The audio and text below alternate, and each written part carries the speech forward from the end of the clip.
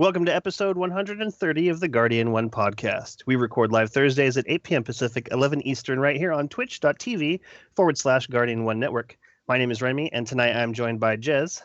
Good morning. Agrios. Greetings, Guardians. Sharks. Let's go, Sharks! Oh, Gray. wrong podcast. Good evening, everybody. And very special guest, Bell Bunny. I was still muted, you guys. Yeah, that's our show. That's our show. And that's our bell. We're going to be talking about all things Destiny, but first, housekeeping. Hello, Guardians. Thank you for listening to the podcast, however it is that you are choosing to listen. Be sure to follow Guardian1 on Twitter at G1net. That's G1NET. In addition, be sure to check out the Guardian1 website at guardian1.net. If you want to send us an email, you can send it to feedback@guardian1.net. We also have a Budgie.net forums group. We utilize the forums for both comments and feedback, so be sure to join the conversations going on there. Big thank you to all those currently in the Twitch chat. As Remy said at the top of the podcast, you can watch the show live at twitch.tv/Guardian1 Network. We broadcast every Thursday at 11 p.m. Eastern, 8 p.m. Pacific. If you can't catch the live show, you can always find the podcast on iTunes, as well as upload it to the Guardian 1 YouTube channel at youtube.com/Guardian1 Network. Guardian 1 is a proud member of the Guardian Radio Network, so be sure to check out the Guardian Radio Network website at theguardiansofdestiny.com. There you'll find all of the different podcasts as part of the network, including the flagship podcast Guardian Radio. They broadcast every Monday night, 8:30 p.m. Eastern, 5:30 p.m. Pacific on twitch.tv/Guardian Radio. You can also follow their Twitter account at Guardians of D and their YouTube channel, youtube.com/Guardians of D. Other podcasts that are part of the Guardian Radio Network include Ghosts and Echoes, a podcast that contains a bit of fan fiction and audio versions of the Grimoire cards, as well as the Destiny lore-focused podcast called Focus Fire Chat. Once again, thanks for joining us on the podcast. I'll see you again next week. Alrighty, thank you very much, Hollow River. I had a chance to play some Destiny with River this week, and I did sort of an impromptu interview with him, just kind of getting his feelings on Destiny 2 and everything that's happened since he left the show. And so I'm going to take that audio and I'm going to cut it together in a way that is humorous. He said he like has a new catchphrase, and he said it so many times. I'm going to do a mega mix of just the times that he said it. I don't remember what it was right now, but it's funny. And I think that hearing it in so many tones, like, I don't know, it was hilarious. But also it was really nice to talk with him, hang out and talk with him. So I'm excited to have that. But today we have a very special guest, Bell Bunny. Bell, welcome back to the show. Thank you. It's really, really cool and weird to be back here. Yes. So you first were on the show on the 12th episode, our 12th episode. Oh my goodness. Which took place all the way back in October 9th of 2014. And I almost feel like at the time I felt like we were an established podcast, like 12 episodes in, like that's 3 months, it felt like forever at the time. Mm-hmm. But I don't know. I feel like I'm a really good judge of character. Like over the internet, it's particularly easy just to find the people who stand out as no good.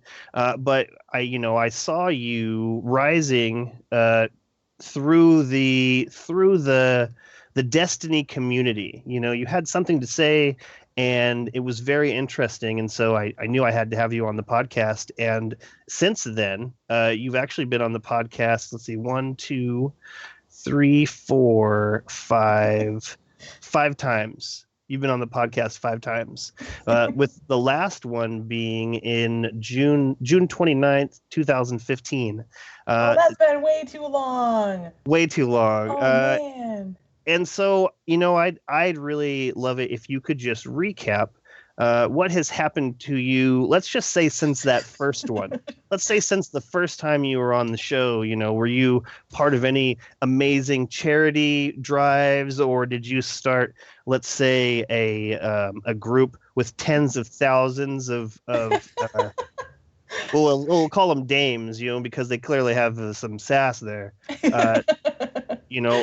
How has it been since all the way back in 2014? Well, okay. Catch us so, up. I mean, like you were saying that felt like you guys were really established then, and if you look at where you guys are now, Yeah, right. That's. I mean, I was in the exact same boat. I mean, you guys literally were the start of everything for me. Like, no joke, I would not be where I am now if I hadn't been on your guys' show. Like, you saw something, you brought me on, and it kind of, literally blew up from there. Because then, because that was, okay, so if it was October 9th, that was literally like right after Dames of Destiny had been created, like probably within 2 weeks of it being created. And then right after the show with you guys, I was on what was, oh my goodness, were they called what was their podcast back then? Was it just the DoD podcast? I don't even know what they were called back then. Way back when they were still the Dads podcast. I was on that like the week after. And then bugged the crap out of Mark from Guardian Radio and got myself on there because of Bife. And then they kept having me on as a guest. And then I was like, hey guys, am I like on the show? And they made it official. So I've been on Guardian Radio since then. And again, all leads back to you guys, honestly. And Dames has blossomed and grown beyond anything I could have ever imagined. And I don't even think Safe Gamers existed when I was on the show the first time. So Safe Gamers was born out of Dames as an ally clan that was like co-ed, I guess. Totally. I remember you talking to me about that. I remember you explaining that you were having guys want to be part of the Dames because they liked the idea of helping support this community built around not having to worry about, the outside world at large. The outside world at large is crap. And so, insulating yourself from, what is essentially just BS. Like we're not even talking about valid criticisms or like, oh, well, you can do what you want and I can do what I want. Like we're talking about people who actively seek to harm other people verbally and physically. And it's an ugly world. And so you were explaining to me that you were having guys show up and say, well, I'm about this too. But you didn't want to change that pool. There was a specific chemistry that was happening there. And so it was really cool to see you figure out how to channel that. It was really important. And it's the cool thing too has been not just how much both the clans have grown in member size and everything and how active they are, but also the admin team. Like we went from it being like me and like one other person to it like we have like a team of 20 like actual like admins just in charge of the main stuff for Dames, and now there's like moderators and there's a whole mentor program where we teach people how to raid and how to PvP and all that stuff, and Safe Gamers does the same thing, and just it's all grown in so many ways. And that is like, I mean, I hit a button and said, hey, let's make this exist, and then I was like, hey, let's spread the word. But like all the internal stuff that it's become is the members. It's everybody like bringing their own stuff to the table and doing things, and it's been so cool to see. And it's really cool to see how the community as a whole, the whole Destiny community is kind of, I guess accepted Dames and Safe Gamers with really open arms. And the same with me. Like, I don't know. It's funny because I feel like I don't have that whole like, hey, I'm this big name streamer, or hey, I have my own podcast that I'm in charge of, or hey, I do YouTube. I mean, I have a YouTube channel. I don't know the last time I posted on it, though. But, like, it's been really cool to be able to not only put my thoughts out there about Destiny, but just about the world thanks to this community. Like, it's so cool to see how when I guess when I first was on with you guys, I was absolutely terrified to put my voice, to put anything out there at all. Like, nobody knew what I looked like. I was using a picture from like 7 years ago. And you guys in this community brought me to a point where now I'm just like, I'm a selfie fiend, you guys. Like, I'm like, oh, selfie, I look cute today. like my confidence level has gone like way through the roof. And I don't know, that's really cool. And I don't know, I guess that's kind of the generalization of where I was and where I am now. You know, it's really cool to be in that place that you're talking about, where you feel free to share who you are without you know, working yourself up into the mindset like, oh, you know, I shouldn't do this. You know, like the bottom line is I just shouldn't do this because something bad could happen.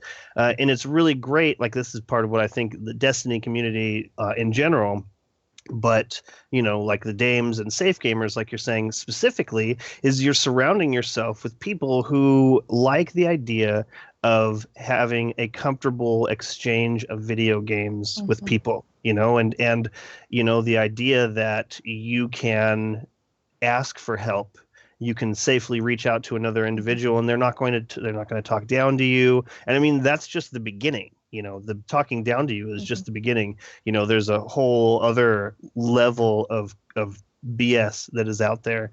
And so, yeah, it's great to know that you're in that place, especially versus where you were. You know, it's we've really seen you blossom, and it really did just take you saying, I want this to exist. And you know what? And Sharks on the pre-show asked me, you know, what was my favorite moment in Destiny, and my answer was actually watching Guardian 1 grow. You know, like, I pressed that button, I made this thing exist, and then as people show up, they're adding their own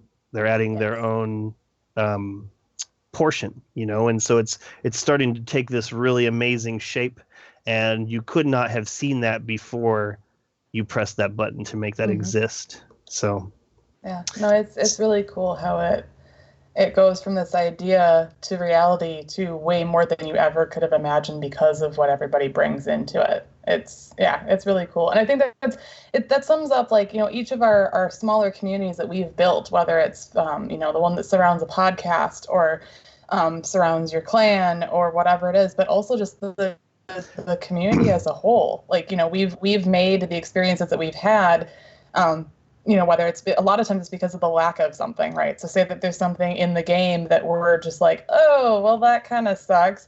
We gang together, we find something to have common ground about and make something beautiful out of it, right? Like, we find ways to overcome those things as a group, and we keep bringing things in. And then when you have a company that listens to some of that stuff and actually puts it in the game, that's kind of cool too.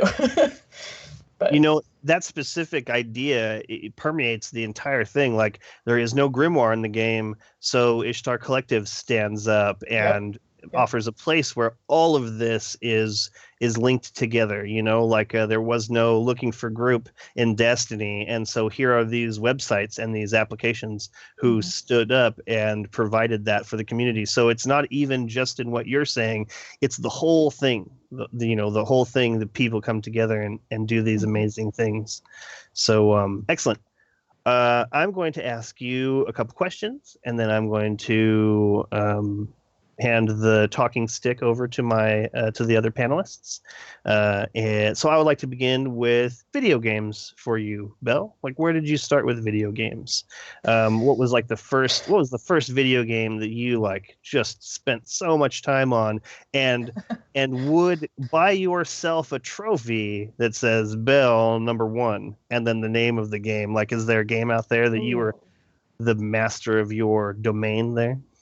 I like that. That's different than the questions I usually get. Usually it's like, what was your absolute first game you ever played? Okay, this is going to sound really funny to you guys, but, oh, goodness. Honestly, I would have to say, as corny as it's going to sound, it would probably be Destiny, because I would not have considered myself an actual, like, full gamer until I started playing Destiny. Because like my gaming career was like, because I went from like I didn't grow up with a console in my house at all. So like I played occasionally at friends' houses, but a lot of my friends just weren't gamers either.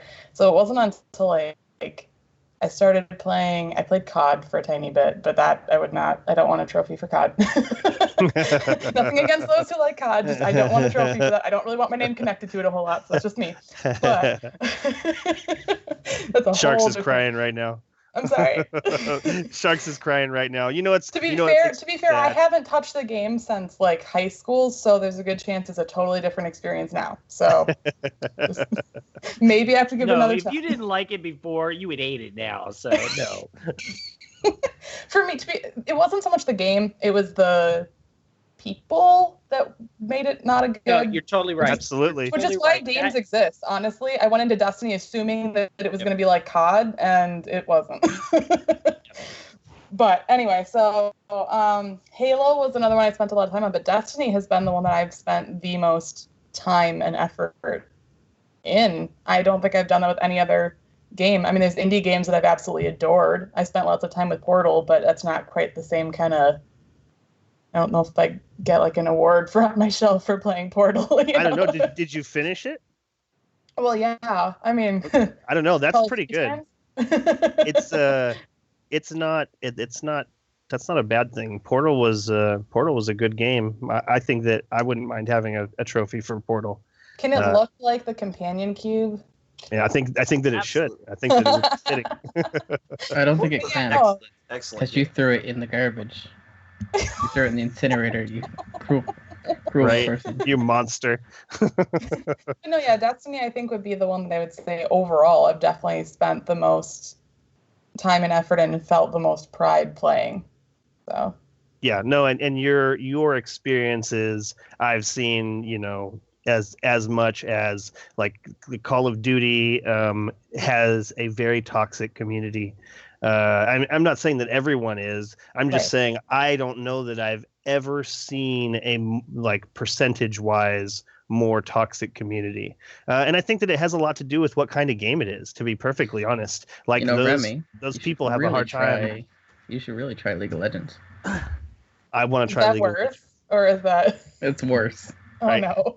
I couldn't tell if he was being honest or if he was, or if it was an honest. Just out of nowhere, Jez drops this really honest. That trust me, you really need to play this. But no, like because specifically when Halo was out under Bungie's control, there was the Call of Duty community and there's the Halo community, and the Halo community was head and shoulders above the entire community, and really Bungie community is head and shoulders above it all. And then this next step, I feel like Halo is in between Call of Duty and Destiny. Yep. And so we've stepped even further away from this thing. Oh, look at that. Is that my trophy? Can that be my trophy? Right, it would be funny if he just handed it over to you. Like on my screen, you guys are right next to each other. Okay, so that's cool that Destiny was the first game that you really felt super strong about. So where did it start? Was the other one. I spent a lot of time playing Pokemon on my Game Boy. Okay. Like the original Blue, like way back, that I gave away to some kid and then found out that it sells for like $500 on eBay, and I'm like, I'm so dumb. And don't feel bad for playing a game like that, because there are a lot of big streamers in Destiny that still play that game. So I wish I still had it. I really wish I still had my original Game Boy and my Pokemon game, because I would play the crap out of it and I'd find a way to stream it. Yeah, you know what? You said streamers, I was going to point to myself because I still like Pokemon. I had Pokemon Yellow and I had a clear Game Boy and I loved it. And I wish I still had it. I don't know what happened to it. Someone stole it for cigarette money or something. I don't even know. Yeah, it just disappeared one day. But having Pikachu follow me around was awesome. That's the game. That's the way the game should have been. So I don't feel bad about that. Pokemon was a good game. Like I don't want to give any gamer any kind of grief, but I mean, you're not even talking about like phone games, like Candy Crush. Like, oh, I'm such a gamer, I play Candy Crush. Like, wait, what's wrong with phone games? If you have to ask, I'm not going to be able to explain it to you. Okay, wait a minute. Okay, I'm pretty sure you play the same phone game I do. No, probably. But in addition to that, I play real games. I think it's the conversation of like, because somebody asked me this the other day when I was I was showing us all that he's just over there playing Breath of the Wild right now. When I was talking with a friend of mine, muted. And I was telling her about how I'm into all this gaming stuff, right? Because it's kind of a weird, like when you talk to people who are not gamers, they get really unsure of how to talk about games with you, right? Like when you're like, oh, I do this kind of for a job, and they're like, what? And I'm like, oh, it makes a difference in my mental health. What? But I was trying to explain to her, and she's like, well, I don't think I'm really a gamer. I mean, like, I've played Kingdom Hearts a couple of times, and I play games on my phone. And I'm like, see, it's a matter of like, I think it's a personal definition. Like if you think that if playing the games on your phone is your thing and that makes you feel like a gamer, you're a gamer in my world. Like I think I don't know what the definition. Remy's just elitist. Well, my comment that I was actually muted for was, isn't this just a big phone game? Yes. Right? Like if it wasn't for the advent of tablets and I phones, the Switch wouldn't be what it is. Realize what it was instead of the only thing that I would not call really a phone pushing game it with that statement, but the thing with phone games that I would draw the line between are their buttons. Right. True. Because there's no longer any buttons on a phone, so most games have horrible on-screen commands. If you're playing like a game where you move around on a phone, I find it really difficult. That's why the only good phone game that I like right now is Mario Run, because it only has one button, jump. So just so we're clear, I still own both N-Gage that came out so many years ago.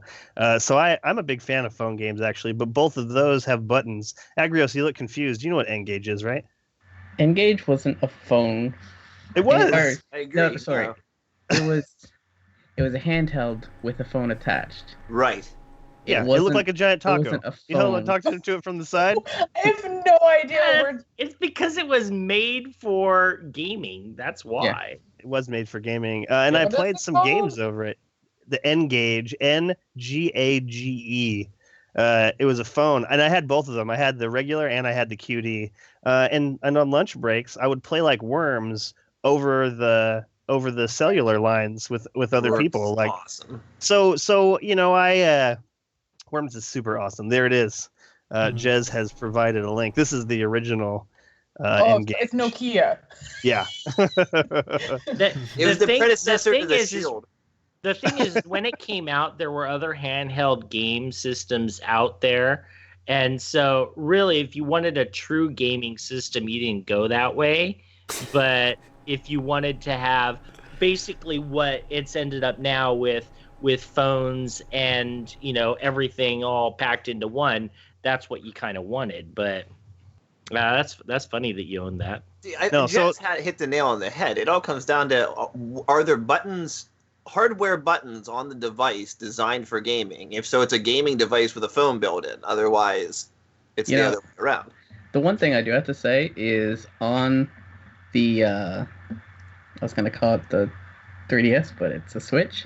On the Nintendo Switch, there's actually a port of a phone game that's all touchscreen, so you can't play it docked. No, really? Yep, it's a rhythm game. Wow. And it actually is really good. Also, from what I've heard, you can pair a DS4 directly with a Sony phone and remote play your PlayStation on it. But I mean, you're remote playing your PlayStation on it, but you can pair your controller with your Sony phone. Mm-hmm. Okay, so I was just throwing out some bait. Do we count Tamagotchis as a video game? Because that's probably bottom of the barrel, right? We can agree. Here's a news fact for you: they just started making them in Japan again. Wait, which things are we talking? Wait, which things? Tamagotchis. The little cyber pets in a keychain that you got to keep alive by feeding and petting and doing other weird things. And then your too. pet always freaking That was dies the no first matter video what game you that do. hooked me personally. I cried so much over the little 5 pixels going "Meh," and dying. Mine lasted quite a while, and then I slammed it in the car door by accident. So you legit killed it. Yeah, it was dead. Your pet Tamagotchi. There was a service. It's buried in the backyard. Who the I little Only head one stuff. in attendance, me. I never had like a legit Tamagotchi. I had like some off-name brand, and it was a fish. And I was working overnights. I was working. I'm sorry, I don't mean this to be bad. That's like the lamest of digital pets you could have. Is a Yeah, you go with digital unicorn, but yeah, digital Right. fish. What about like a tiny little We're fish. talking about digital stuff. Mine was So a penguin. So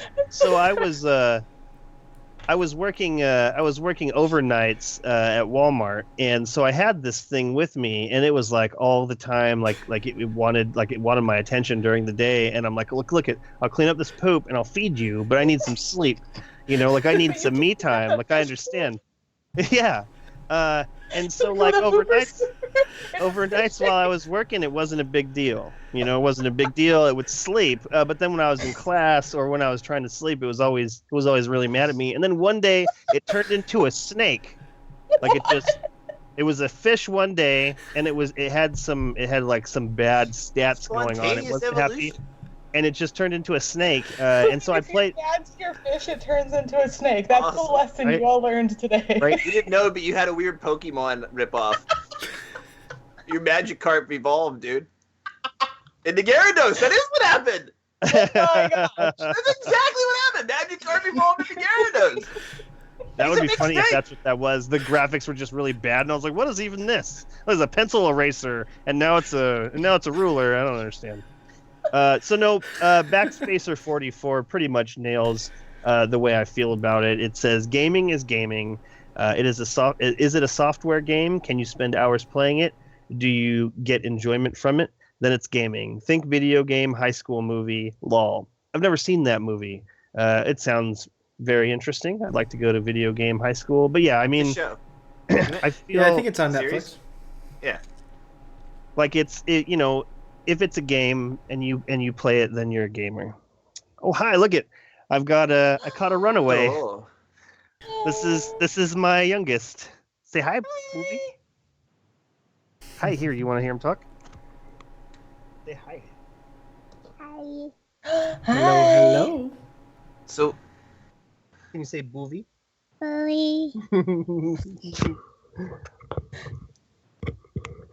if they got more creative with the Tamagotchis and got like weird things going, like Tamagotchi tentacle monster, or like with something like that? I'm pretty sure that was called Digimon. It was. Oh. Okay. I love you, booby. Well, I guess I was thinking more like adult oriented and whatnot. But what about like Destiny Tamagotchis? You go on with tentacles and Okay, I it's took oriented. that totally the wrong. I don't think you took it the wrong way. I think you took it exactly the way you did it. We're talking about digital pets, and then he goes more adult oriented. I'm like, What if they got crazy with Tamagotchis? As I said. Well, Yeah, the okay, worst part so is they said you more haven't adult-oriented been on the tentacles. podcast in a while, Bill. Okay, Agrios always goes down this way. Okay, that's just how it How is. did you not? I'm used to keep in mind, way back in your 12th episode here, there was this whole let's keep things clean and good, and some I don't know what's allowed anymore, you guys. That's true. Oh, anything goes here. That's true. Yeah. I mean, we like to think ourselves as kind of a classy anything goes, but Agrios wants Destiny 2 to be an M-rated game for all the wrong reasons. All the wrong Yeah. reasons. Well, what if you had like Tamagotchi dregs Sweet or for that, you Tamagotchi guys. ghosts? Well, Tamagotchi servitor. Why? Okay, let's get Okay, back no, to that the would be rewind to your actual idea there. Having the enemies be your little pets in little digital form. That'd be cool. I like that. That'd be cool. I That'd be still want cute. Destiny Go like that spoof though, like Pokemon Go, but Destiny Go. You go around shoot captains to Yeah. collect them. We did. Interesting. I actually really like the idea of interacting with the game outside of it, like the idea of like a small phone game, something. I can't even imagine Like the what. Fallout, how they did their Fallout shelter outside of the. I don't know if that's the best example. But I get what you're saying. I think that would be really cool. Something like that would be really neat. I would even go so far as to something was like in Mass Effect 3. There was this mini game where you had to select the similar like shapes of paragraphs. And this is how you unlocked like armories and things like this. I would be interested in some kind of like a monotonous phone game where you're just decrypting. Like, here is what you're doing is decrypting, and so it would be like, you know what? I would really like Sudoku. Like, I think that would be really cool. And unlock things within the game. Like I like the idea of something very, very simple that would be, easy to do repetitively, over and over and over and over again. I love Sudoku, and I saw some in Mass Effect, and I was like, yeah, this is fantastic. Like, I've seen some people tweet about it. They weren't happy with it, but I really liked it. But yeah, the idea of interacting with the world is cool. I don't know about Tamagotchi. I do see like a tiny little baby shark. Like, that would be really cool. Shark! Like, you could raise it. For that. So I gotta interject real quick, just because, as Jess pointed out, this is a Destiny themed podcast. But if anybody wants to start a weekly 2-hour Tamagotchi podcast, hit me up after the show. We can make this happen. We can make this happen. 2 hours every week, nothing but Tamagotchi talk. Okay, so why don't we start off the question round with Gray? Gray, what question or questions do you have for our very special guest, Bell Bunny? Bell, I got one question, and you are in a unique position in that the game that you really fell in love with was Destiny, and what probably defined you both in terms of the amount of your life that you've dedicated to this activity was probably a dramatic change for you. So you probably have heard this question a lot. Why? Like, isn't this just a game? What about Destiny, right? What is it about this game that makes you want to dedicate this much time? So how do you answer the people in your life that kind of question you and say, okay, so you do a lot of stuff for this game and with this game, but it's just a game? No. I start with no, it's not. And sure, there are games out there to people that are just games. Like, for me, I would say, God is just a game. For me, to somebody else, it may be everything, right? I'll never understand why. I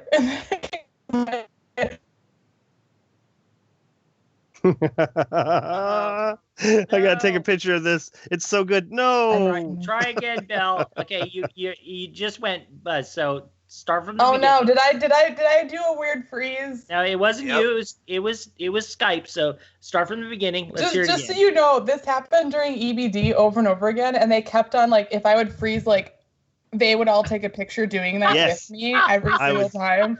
There's one of me flipping. We'll be ready off if it happens camera. again.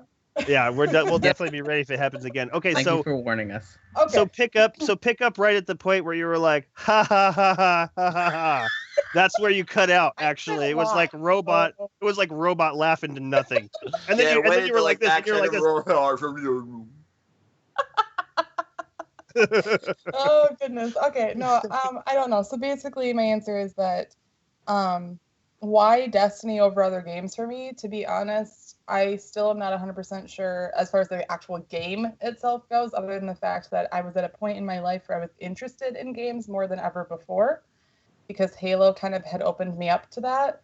And then there was something about the game that just was, I played the beta, and it was really intriguing to me, more than other games had been. But the bigger part was spending time in, like, Guardian Radio's chat and seeing what that community was. That it was, because my mindset was that gamers were a-holes. Realistically, that was my experience, even through Halo for the most part, was that gamers were just total jerks. And that they were the people who lived in their parents' basements. Like, no joke, that is kind of the experience that I had. And I feel horrible for the fact that I thought that for so long. I just hadn't really been shown anything but that, including the people I dated. So,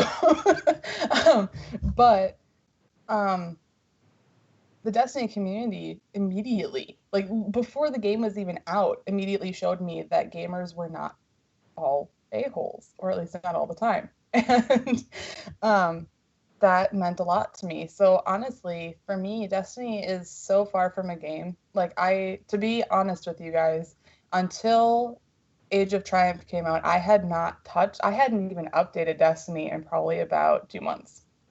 I had not touched the game.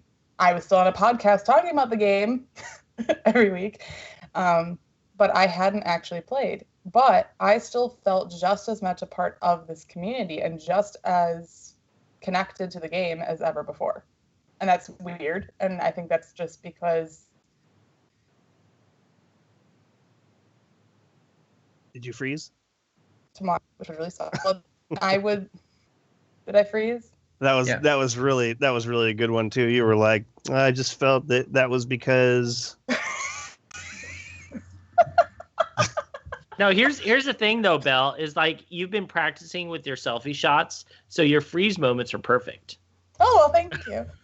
That's good Very to know dramatic. Because when I scrub through like my YouTube videos when I do make them, I make some weird faces, you guys. Yeah, like, everybody does. Are you kidding me? Look at Deej. Look at the memes that have been made of Deej because of the weird facial expressions he does. I mean, shoot, the guy even got an emote. That happened. Right.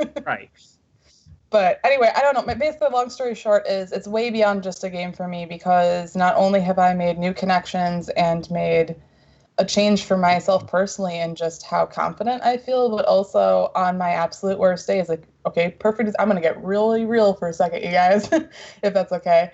But like just yesterday, I was having a really, really not okay day, like beyond bad, just mental state. And I let some people know from the community that I was not in a good place, and they kind of like phone treed between each other to get a hold of my husband to make sure I was okay, because I didn't answer because I fell asleep. And that is a perfect example of, like, I tell people the reason it's more than a game to me is that in more than one way, this game and this community has actually saved my life. And I know that's a unique perspective that other people may not have, but it's kind of an extreme example of what I think this game is to a lot of people. It's a social thing. It's a social space that we've created and that a company has created for us. And even if you're not playing, or even if you're not doing well, you can be sitting there having a good time with people or communicating with people. I mean, I had my daughter and I kind of locked myself away in this house. Like, I'm a stay-at-home mom. I just was not getting out at all. And this community, this game forced me to at least have people that I'm consistently talking with. Every Monday night, I have a group of best friends that I sit down with and talk about this game with, even when I'm not playing it. And honestly, that makes my entire week that much better when I have that show. So, really long-winded version, but yeah, it's not it's not a game, and it could end tomorrow and I would still feel exactly the same way. I would still communicate with all of you just the same, whether I'm playing it or not, whether it exists or not. Like, I've made lifelong friends and connections because of this, and that's why I put so much in. That's why I take my heart and I pour it into what I do in this community, because that's what I get back too. Right, that's a great answer, and it really is. It really encompasses the whole thing. Like, Mystic Rose in the chat says also definitely social. That's the main aspect for me. I mean, sometimes I try and explain to Twitter, or explain people that don't Twitter. And before I was part of this Destiny community, I didn't really get it myself, and I explain it as it's like text messaging the entire world, and Yep. Some people seek out that specific information and they text you back. Like, it's the same exact thing like texting, except Yeah. for you're just texting the entire world. That's really good way to put that. Right. And so you're right. It is social. At the core of it is communication. And, as much as it was not as awesome as it could have been, that Destiny had no LFG, it forced you to step outside of these boundaries. Like you said, you locked yourself in your house with your kid. I do the same thing. Outside world sucks. I want to keep my kids safe. So I do the same thing, but, with Destiny came a real interest to talk about it. And with that interest in talking about it, I found other people who did it. So I would say that this goes out to every single person who even has reached out to one other player. Like the first person I reached out to was Agrios because of his name. And even if he was the only friend I made out of this, it would have been worth it. Like, it would have been worth it because there was that interaction. There was that, both working towards the same goal or a similar goal. And so it let me see, Backspacer 44 says, Destiny gave us the framework for the players to create what is now the community. Both were needed for the community to be created, but now the community is more and bigger than the game ever could be. And that's it. Bungie gave us tools, and not only gave us tools, but they gave us goals. They gave us a common enemy to band against, and a fun way of communicating. And that's it. Like, you have worked yourself into this social network where people, if something good happens to you, people are happy. Something bad happens to you, people are not happy, or people are not happy. They're supportive. And so yeah, that's a great question, Gray, and a great answer, Bill Bunny. Do you have another one that's looming, Gray? I do. I'm not really sure how best to word it. I just, and maybe we'll go around before we come back to it, but it has to do with how you are so able to play off of the deep sexual tension between you and Bife on the Guardian Radio Network, and how can we implement those elements into our own show? This is Jaded's question. I don't want it implemented into our show, no matter what. There you go. You got it right there. Agrios, you got you covered. All right. So are you playing Bell there, Gray? Or are you playing Bife or Agrios? I'm playing Agrios with the chest rub there. No, that was a joke question, just a joke question. You can keep that close to the chest. You don't have to share your secrets with us. Well, your choice of words there about chest was really ironic with what Agrios just did. Yeah. He did it on purpose. He's a smart guy. He did it on purpose. So, all right. I was actually trying to come up with like a really good answer for you, just so you know. Like, I was like, You really just had to say one word and one word alone, and that word being honey. Yeah, exactly, Jez. it's okay. true. It's true. It's what it keeps us stuck together. We're really close because of that honey. Moving on. Sharks 3D Man, what question or questions do you have for Bell Bunny? My question is with all that you have accomplished, whether you meant to or not, with yourself, with the community, and everything within Destiny, what are your aspirations for the coming years, the coming games, and so on? Great question. Yeah. Dang, you guys, you should have given me a list. Normally when you do a panel, you get a list of questions ahead of time to prepare. I didn't get that. Like that. Yeah, but we don't like pre-planned answers. Yeah. You know what it is? No, that's fair. That's fair. I think raw answers are much better.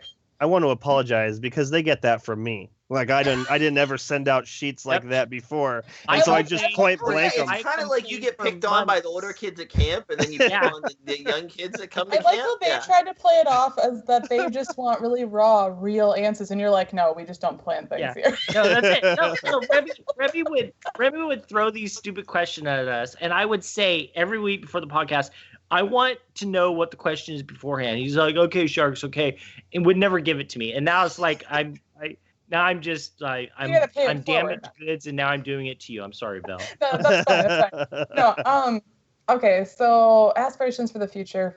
Okay, so for me, one of the big things is,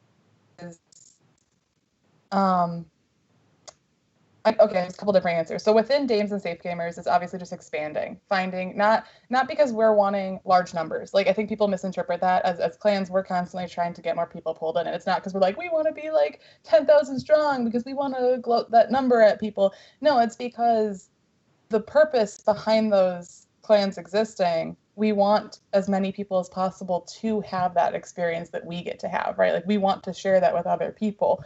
And so it's kind of just expanding the concept, even if it's not specifically people joining Dames or Safe Gamers, but just connecting with more and more clans that have the same type of ideals. You know, for example, Guardian 1 is a great example of the same type, like having that kind of safe, fun space for people to just be into game, you know, and there's a lot of them out there.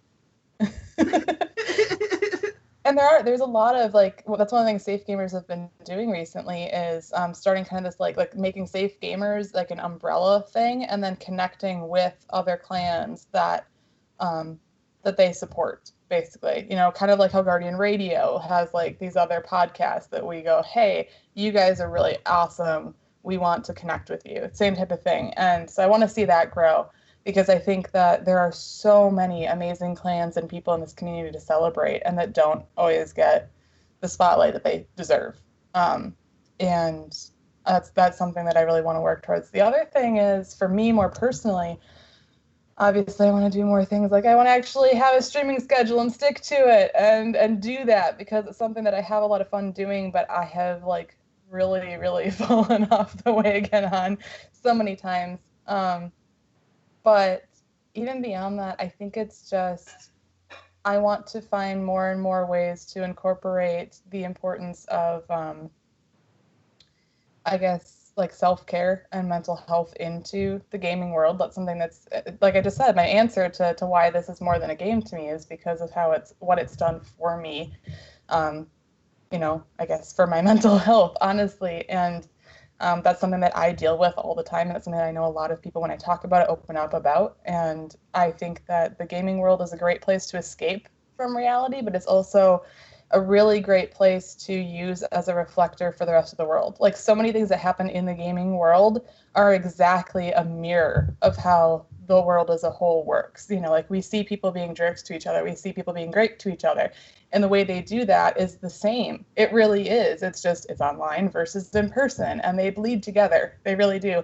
And so I think using the platform that I've kind of created in the gaming world to also incorporate other issues at the same time. And I know it's kind of a weird thing. It's something I've been afraid and shied away from for years now, because people do get weird. I've had people get really upset and unfollow me and send me nasty stuff because I talk about something that's not gaming. How dare I? And I'm like, I got to a point where I'm like, you know, I realized that I've never been like the epic gamer. I've never been the person who's like super great at Destiny. That's not why people follow me. I've learned that.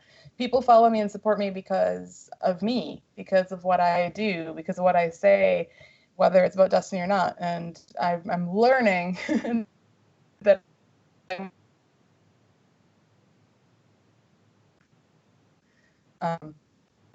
So you cut out when you said that you're learning something?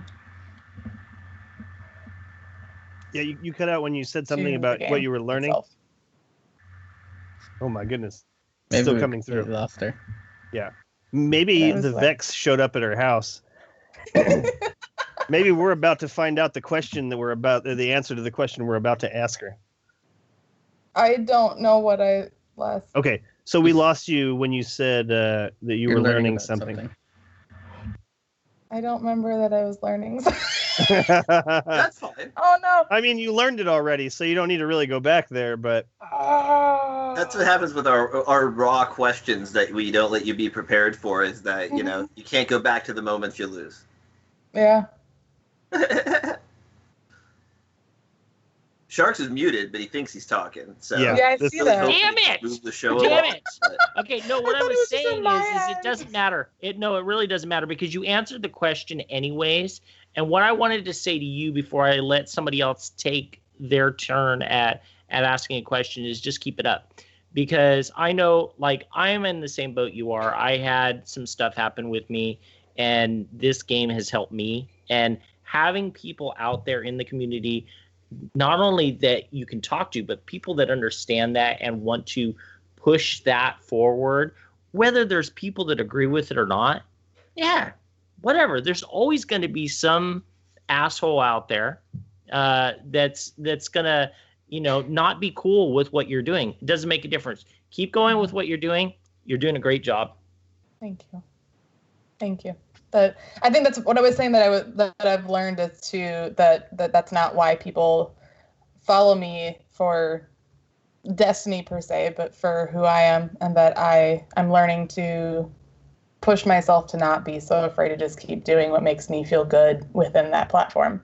But yeah, but I also I do want to commit more time to gaming in general, because I do I love doing it, but I don't make enough time for it. So overall, I want to start scheduling more time for myself, because I think I've always looked at it as like that pastime, and I need to say, hey, this is important to me enough to actually make time for it, not just when there's time.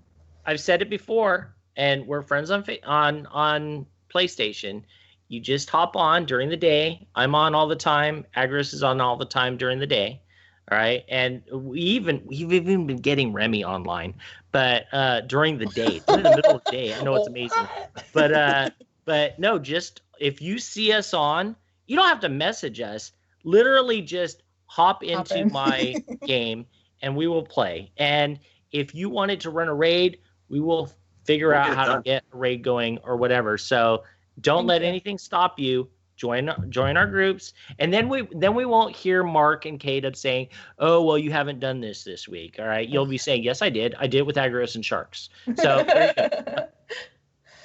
Yeah, I think this is going to be one of those things where the other thing it's helped me with, you might not guess it, because I'm a very social person once I get going, but I also internally the entire time am like anxiety freak about everything. So like even though I know you guys and I love you guys and I talk with you fine on here, hopping into like play with people, for some reason I get terrified. It's so dumb, because before this show, well, now I if do you a don't, podcast every single week. Mad at you, so you can be terrified of that. Yeah, no, and everybody does this. Like for instance, I think I've only done it once, is hopped into Bifes, and I don't want to hop in.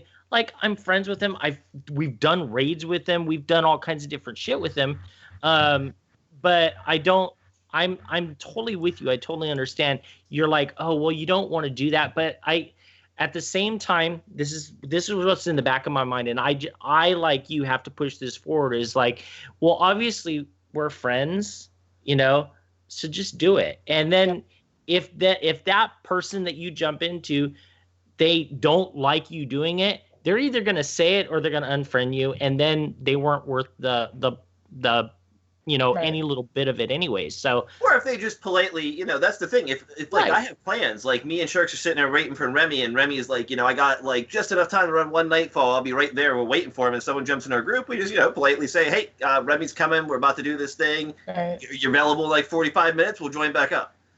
See, and for me, like, it's not just that I overthink if it's going to like affect them, but it's also things like, okay, for this show, I do a podcast every single week, but for some reason coming on to here, you guys, no joke, almost psyched myself out and almost canceled again because I freaked out. Like, it's so silly, because it's like, obviously this has been great so far. It's been really comfortable, and it's been really good for my ego tonight, because you guys have been like way too nice to me, and I really needed that. So it's like I freaked out and I was in a bad mindset, and then it's like I come on here and I'm like, oh my gosh, I really shouldn't have been so worried about it. You can't do any wrong here. I mean, you'd have to like be a like horrible person and start dropping like racist slurs and some stuff like that to like actually do wrong here.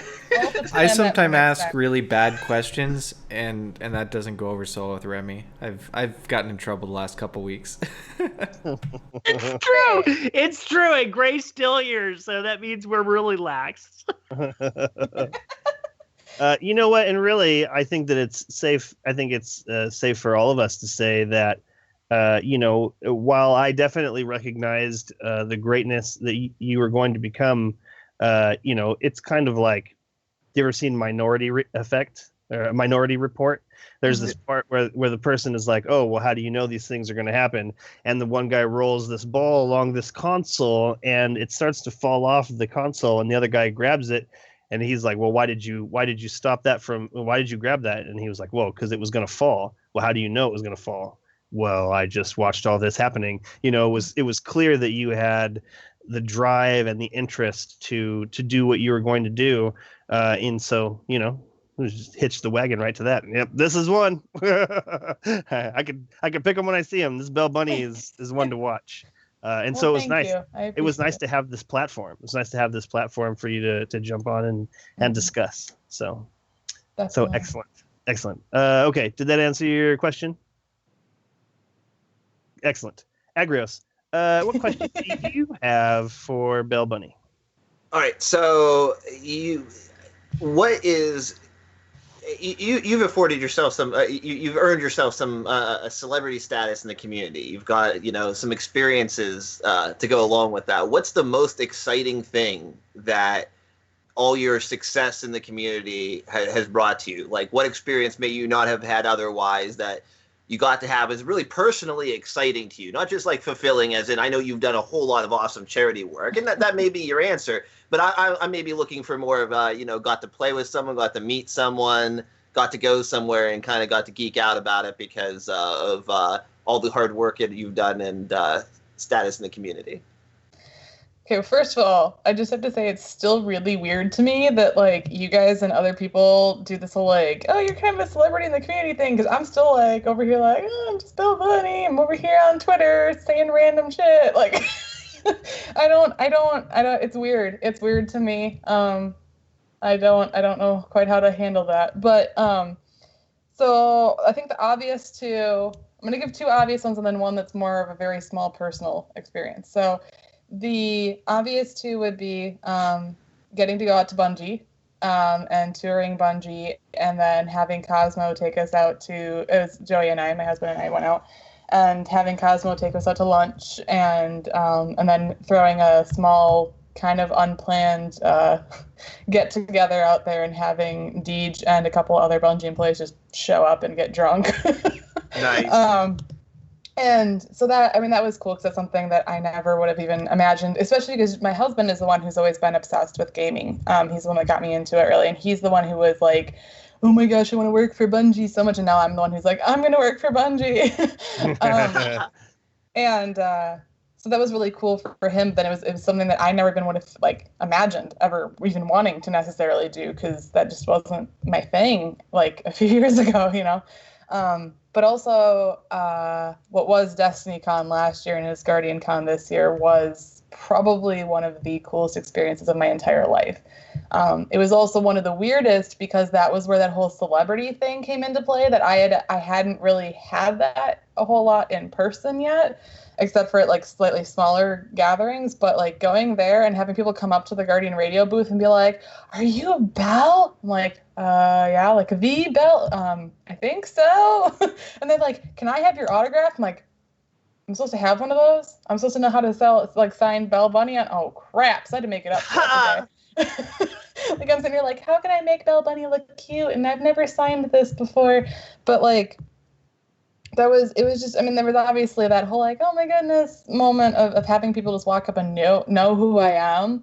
But also some of the stories that people shared with us there, and the what the podcast and the game mean to them, and just walking up and giving us hugs. And like I got to meet this guy's little kid who like apparently kind of like idolizes me, and it wasn't like this, oh, I'm a celebrity moment. It was like, oh my goodness, this little kid that's not mine, I have an impact on this person as they're growing up, and it's a really, really big thing. It's a big honor, but it's also it's kind of scary, like you realize that the internet for anybody is a huge platform. Like it doesn't matter if you have tons of followers or subscribers or not, the outreach you have, whether it's to your 5 people or your 1,000,000 people or wherever in between, you do make a difference to people. Even if it's one person walks up to you and says, hey, this is something that you've done or you said, and it made this impact on my life, that's huge, and it was a very humbling and really, really cool experience for me. But on a more personal one, this actually half answers your sexual tension question, by the way. No, on a much more personal Oh, level. go on. When I first kind of started getting, when Dames first came to be, and I started listening to Guardian Radio, Bife was the person I was most intimidated by. He was like this big YouTuber, and he was on the podcast, and he had this like epic accent. I was like, oh my goodness. So when I actually got him to agree right away, like within the first couple of weeks, it was actually probably right after the first show I was on with you guys, we were doing the breast cancer awareness stream for the first time as Dames, and we threw it together. Like, it was so thrown together. And Bife actually agreed to come on it as a guest. And I was like, oh my goodness. I was so terrified because I was the one who had to play with him. And I'm like, okay, one, he's really good and I'm not. And two, this guy's like big name in this community. And I'm like, little old Belle over here, like my 5 followers, nobody knows who I am. And the fact that now, when I told you guys that I told somebody yesterday that I was not doing well, that was Bife. He's my go-to. He literally is my best friend in the entire community. And I know sometimes that blows people's minds because we go at each other on the show sometimes. But he is, it's the fact that I can look back and go, I was terrified to play a single match of PvP with this guy because I idolized him so much. And now I can sit here and say he literally is my go-to person on the worst and the best days. That's probably one of the coolest things that's come out of this entire experience for me. And that's really Courtney. I have to say this, Belle, because this is true. People really don't understand when true friendships are, because the same thing happens when Agrios and I are playing and somebody jumps in. Like, they'll hear us talking and they're like, oh my God, you guys hate each other, don't you? And we're like, no. What are you talking about? We're like really good friends. It's like, oh, it doesn't sound like it. They'll bring up a topic and then me and Sharks will start going off about debating it with each other. And they're like, oh my God, I didn't mean to start an argument. You guys are fighting now. Yeah. So people just need to understand that those friendships, it doesn't necessarily have to be like huggy all the time to be a really good friendship. And I think that's awesome that you have that with him. You know, I never would have expected that. If you told me what 3 years ago that like I'd even be like consistently talking to him, I'd be like, yeah, right. Okay, so there's also the aspect of because of the accent, I know that I'm never certain when he's being serious and when he's joking. So like when he came over to my house that one time or those couple of times, he kept saying to me like, where's the toilet? And I thought, why would you call it a toilet? Like are you messing with me right now? And that's just what they call it. Like I expected him to say like restroom or like something like proper, but no, he just straight up asked for the toilet. And so like Where's I wasn't the lavatory? right, exactly. I expected a little more Harry Potter out of the situation.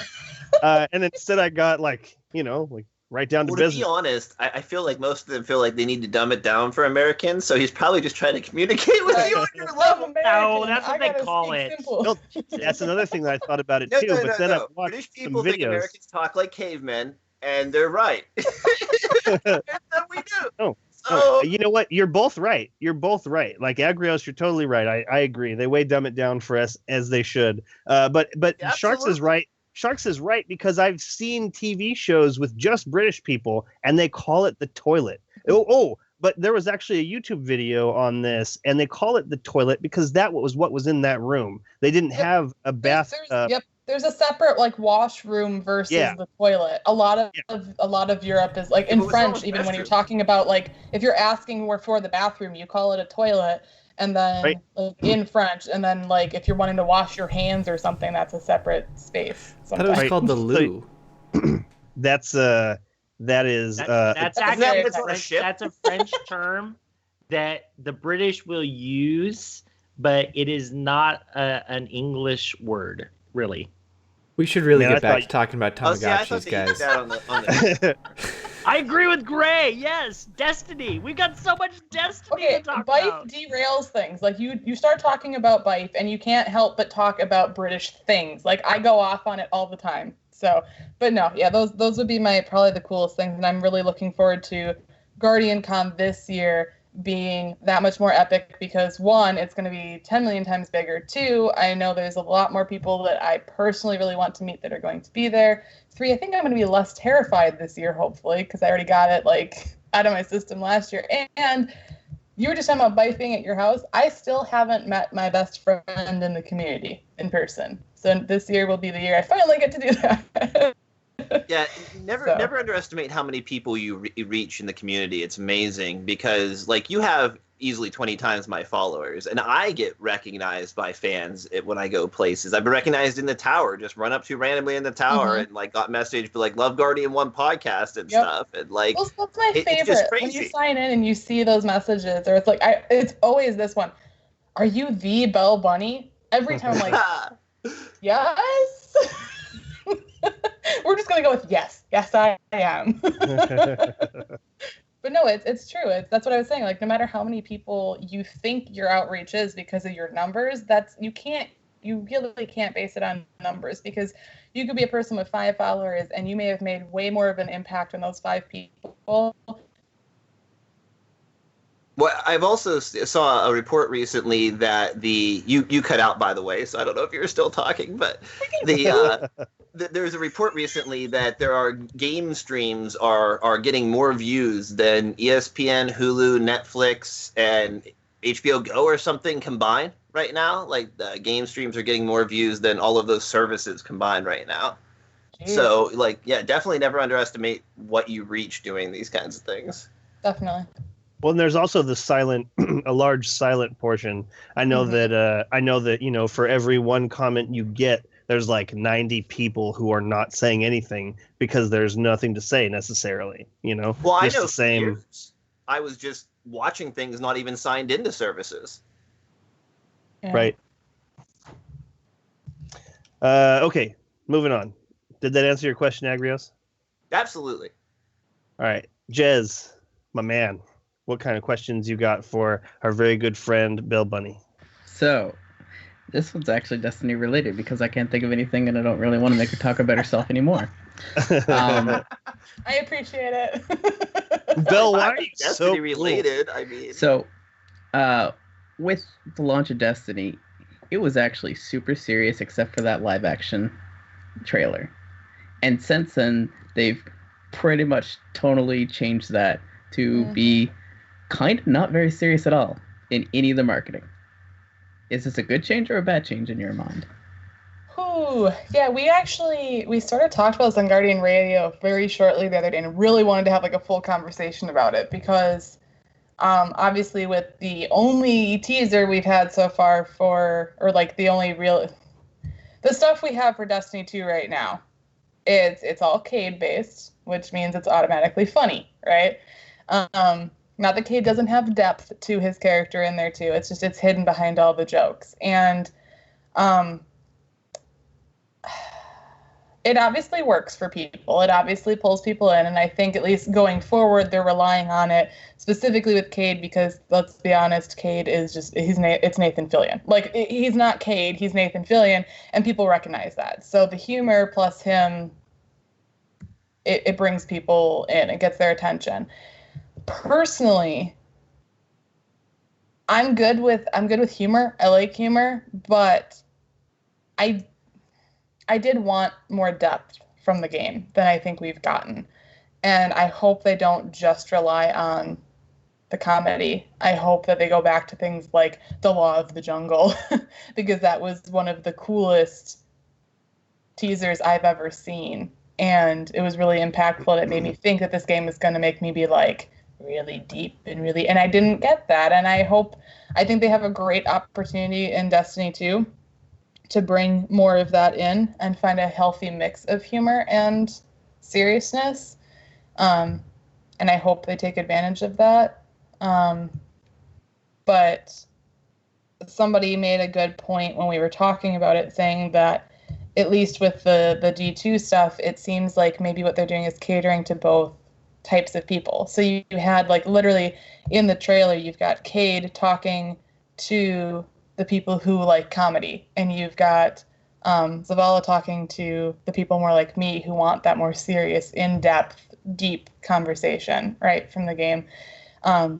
which to me says that's a good sign. Maybe they're going to do a really good mix. But I'm a person, I mean, when I play a game and when I watch movies, I don't like dumb comedy. I've never been a dumb comedy person. I don't like slapstick. I just don't enjoy it like other people do. I play a game like Journey, where there's like no talking at all, but I walk away from it like basically bawling my eyes out for some reason. Like that's I like something that really makes you feel, and I want more of that from Destiny. I always thought that I thought they missed out a little bit on a character like Eris, for example, who obviously has a really dark past. And she almost kind of got turned into the joke again by Cade. You know what I mean? Like she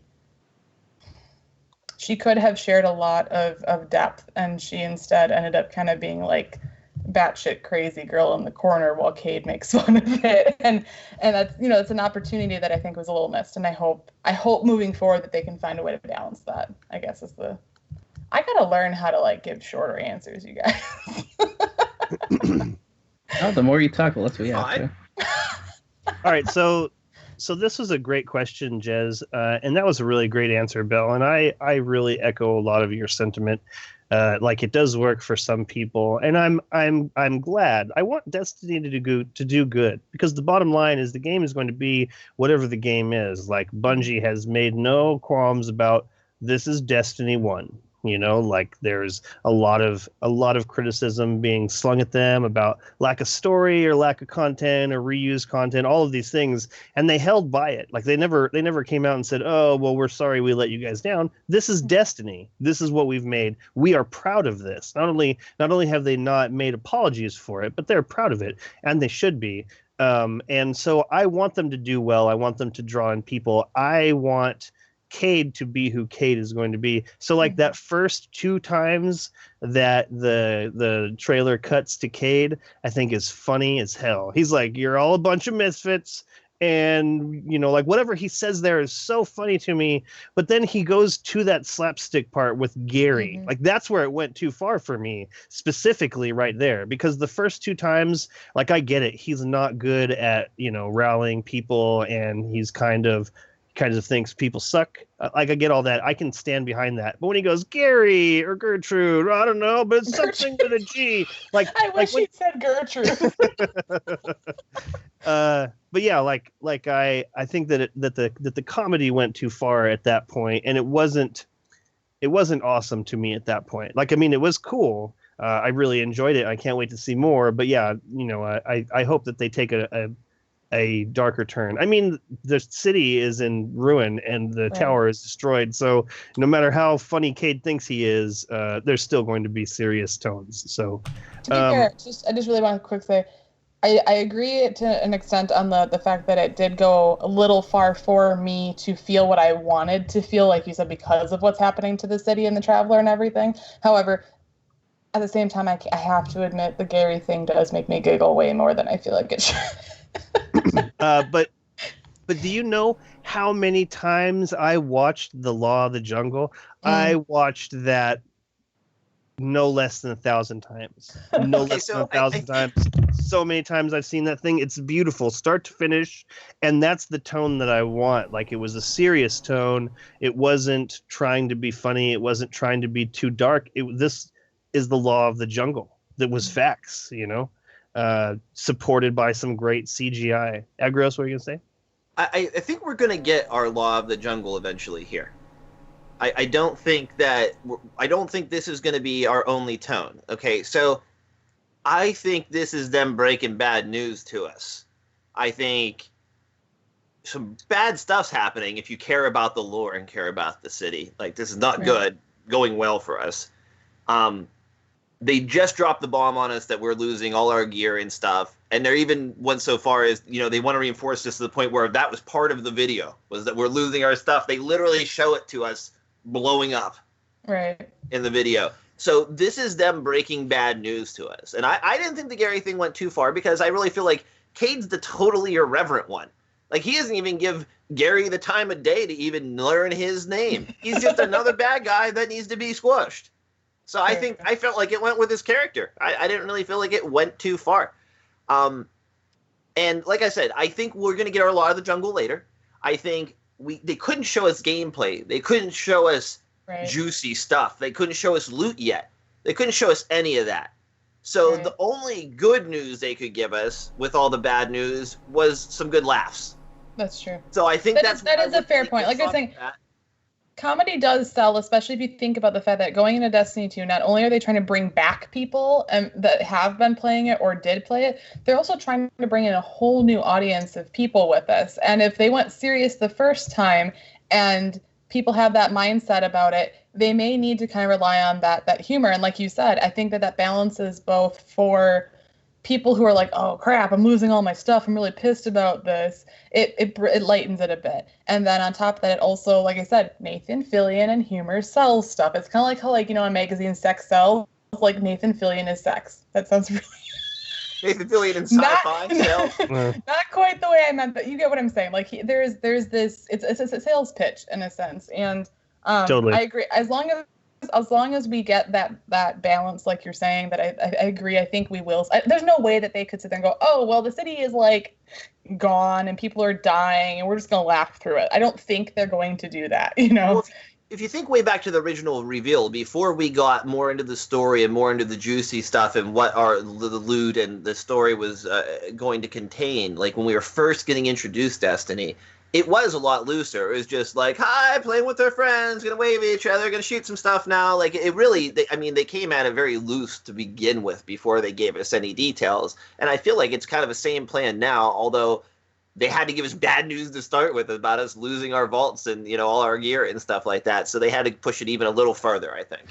Honestly, I think with his roguish nature and his jovial tone, I think it's setting up for you to know shit's serious when he gets serious. That's okay. I like that a lot. I do like Just, that. if you watched Firefly, like people recommended, you watch Mal Reynolds, surprisingly, it's Nathan Fillion, go from being the lovable rogue to the asshole. That's true. That's actually that's a good, and he does that kind of in everything. Like every character that you really see him, not saying Nathan Fillion's not a good actor, but he has a character that he plays in multiple characters, if that makes sense. There's a lot of similarities between the different people. Some actors just play themselves being a character, and that's part of the charm. Like Keanu Reeves. Right. Keanu Reeves is Keanu Reeves being a person, not him becoming a person. Or Jim Carrey. Jim Carrey is a great example too. Jim Carrey is always like Jim Carrey in things, just wearing different things. If that makes sense. And I think that's a good point. If they do have him do a serious turn, which I could really see, I think that's going to make it extra impactful. Honestly, having him be, because let's be honest, if you really piece together Cade, he's one of those people where you can tell that he does not do well with dark things. He doesn't like to deal with that type of thing. He's the type of person who falls back on humor to deal with awkward or bad situations, right? Like we all have that friend who laughs instead of crying, if that makes sense. And I feel like that's kind of Cade. And so that's a cool perspective. I got to say that if that's what they go with, and he suddenly is like, hey, shit's serious now. Forget the loot. We got to do things. Like that is going to be a big moment when he's the person who says that to us. But I agree. Also, though, I really enjoyed that they were able to basically make two trailers into one, because the parts where Zavala is talking, I really do feel rallied. Like I really do feel like I would follow him. Like Zavala is telling me to take this hill, I will take this hill. So but then they also got their cake and eat it too, with Cade making a bunch of jokes. So I don't know, it showed real resolve in the people that Zavala was talking to, and then it showed people were generally uninterested when Cade was talking. And it was funny to make him look not as effective. But let's see. Agrios, you had something to say? No, okay. I'm good. The other two. You just You approached the mic very quickly. No, I got something that I want to say that the trailer kind of spurned in my mind, and it's going to be a little bit of a tangent, but I feel like the trailer was enjoyable, but I feel like it was safe. It was catering to themes that would draw in a broad audience, which is one of their goals, right? Bring people back into interest in the game, build that interest. And it kind of plays on, if anybody watched the pre-show, Sharks and Remy and I had a little bit of a discussion about different types of mechanics that they could deploy that might be too complicated for appealing to a broad audience base.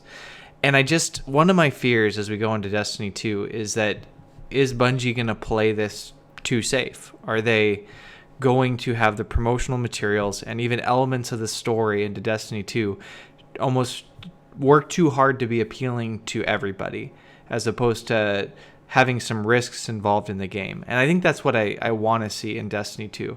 I want to see things that show that Bungie did not just take what they knew was a very successful IP that they just needed to continue on down its normal path, or did they actually do something dramatic that was unexpected? It almost makes you think of like TV shows that, as of late, right, in the last 5 years or so, have become really popular because they do something very dramatic at the end of a season or the start of the next season, like killing off a main character. I mean, you think Destiny could get away if Cade doesn't make it through Destiny 2?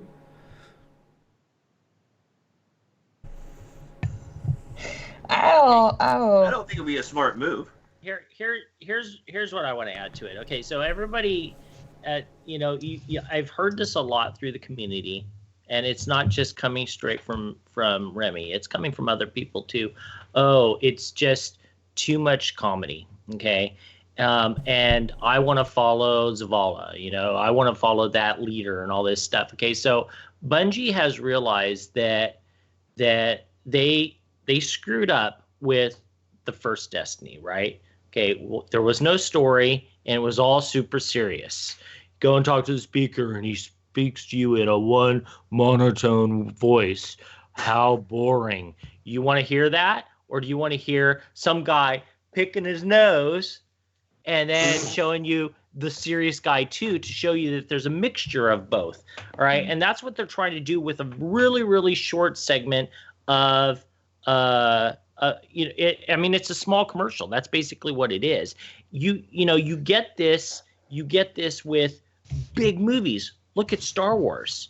Huge movie. That's not a comedy movie, but they could have easily cut and shown you only comments that Han Solo made. And then you'd sit there and think, oh, this is ridiculous. This is too much. Does anybody on this panel think that Star Wars wasn't epic? No, of course not, because everything else made it all right. All right. This is just a commercial. It's just a tiny little bit. We have no idea what it's going to be like. They're just showing you that they're going to have all these extra bits that we have been craving for so long in Destiny 2. And that first little teaser was for us. That wasn't for random Joe Schmuck that's never played Destiny before. Well, it might be from the guy that has listened to all the vanilla Destiny players saying, oh, how lame, there's no story, there's no this, there's no that, but for the normal person that has never played Destiny, they're going to get a different commercial. That's going to be a little bit later on. Maybe it's going to be on May 18th. Who knows? It wouldn't surprise me. And then you'll see the real commercial out there for everybody else. Okay, and you're not going to have a commercial with lots and lots of comedy in it. In fact, I'd be very surprised if you saw comedy at all, because most non-Destiny players wouldn't kind of go towards that anyways. Right? I would say most people who are like us actually aren't even going to get it until after the big E3 presentation, when they're all watching what video games are even coming out. Because if you're not basically a hardcore gamer, many people they don't even pay attention to the videos as they drop. They just see it whenever it happens to start getting showed enough times on TV. Exactly. So I really think the average person who plays games probably won't know about it until after E3. So like you said, Sharks, this really is for the people like us. And I do have to say, I've had a concern that may have been unfair, like you're saying, based on the trailer that we have gotten, along with the promotional material we have seen, like the posters, only because I saw a lot of people comparing the style that they're showing to a lot of COD stuff. And it's a strange switch if you're a person who played from day one in Destiny and the way that we have kind of connected to this game. Even if they haven't gone super in depth the way that we may have wanted them to throughout it, we created something deep, right? We've decided to dive further into the lore. We've decided to dive way further into this game than I think some of the people who even work on the game may have done. And so seeing a style switch and just the way that they're choosing to promote things right now is strange to me. Like, even just simply the fact of having the faces of the Guardians shown very distinctly on the promotional material is a big switch. And I know that sounds really weird. It sounds nitpicky, but you have to take something into consideration.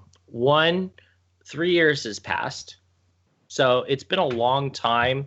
How people, see promotional material.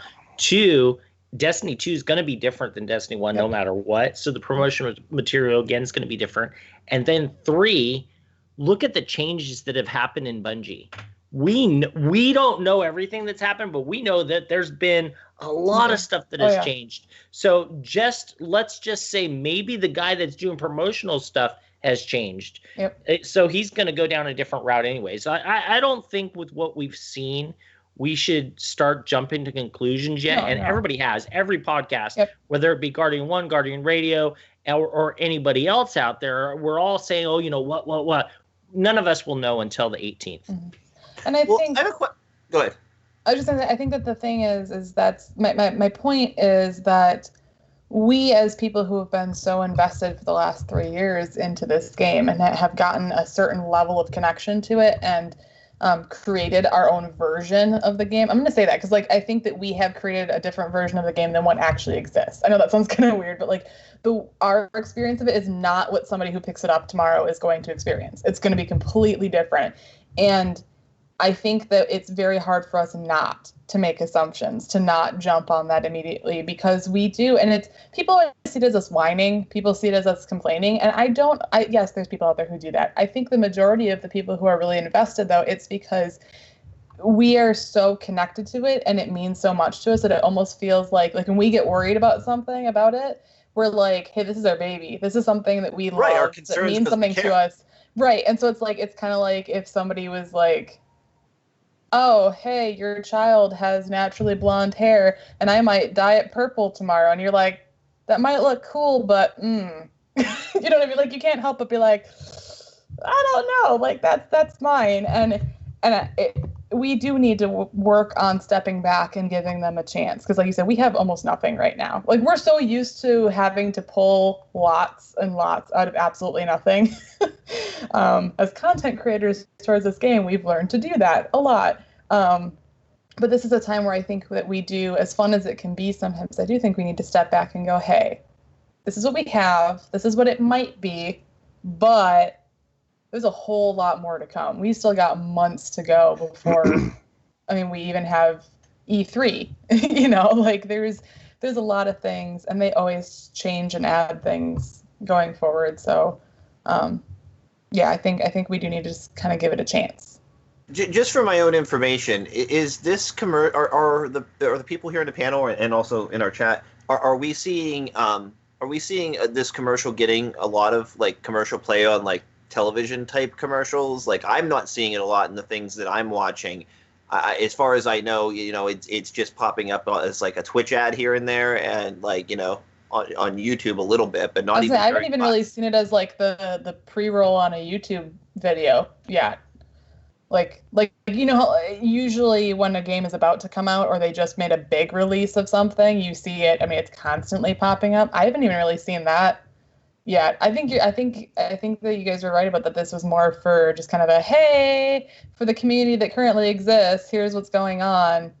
And later we're going to give you the meaty stuff that's going to pull in everybody. Well, that's the way I felt, too. I was just curious if anybody else is having a different experience as in you were seeing this commercial pop up a lot. No, my question was more just to do with the advertising that we've seen so far lately. And I do think they're going to have a different tone for the next commercial, which probably won't be until June, though. You don't think we'll get one in May with the actual gameplay reveal? Doubtful. Even like a short, not like full on out trailer? You know what I I mean, could don't know. Don't think. What It's I wonder, mostly focused on the combat or on the gameplay. Yeah. What I could see is instead of an actual trailer, that they do the reveal and then at the end of it or at the beginning of it, they release a Vidoc. Because that's generally what we get when we get these more in-depth, like if it's about a raid or it's about, like gameplay stuff, a lot of times we get kind of a making of thing that doesn't show tons, but it hints at little things that they didn't necessarily show in a trailer yet. I could see something a little more informational, like a small Vidoc coming out on the 18th, and then in June getting an actual like worldwide kind of trailer. I just thought what the characters look like was going to be important enough they would probably trailerize that. Yeah, but you guys have to think about something, okay? So like again, this goes back to we haven't really seen very much. Bungie gave us tidbits, basically just the people that are playing tidbits to go out and order stuff. But there are a lot of people speculating that when Scorpio releases, that's going to be a big push on Destiny. And the big reason that they're pushing on that is because the guy that runs Xbox, he's played 600 hours of Destiny, and he turned around and said, Destiny is this amazing game that's going to last not just a year, but 4, 5, 6 years down the line. Destiny 2 is going to last 4, 5, or 6 years down the road. So if anybody on this panel or even anybody that's listening honestly believe that we're not going to get a ton of ad pushing later on closer to the release, I mean, you guys are ridiculous. This is April still. We're still in April. We're a long ways away from September. Ads don't normally push like this. A lot of people actually really thought that we wouldn't hear anything at all until E3. That's June. All right, that's 2 months away, but we've already started hearing stuff now. So once E3 hits, that's when we're going to hear a buttload of stuff, advertisements, and you guys are all, we'll come back to this whole same panel of 6 people, and we'll all be saying, "Oh man, they're showing too much stuff."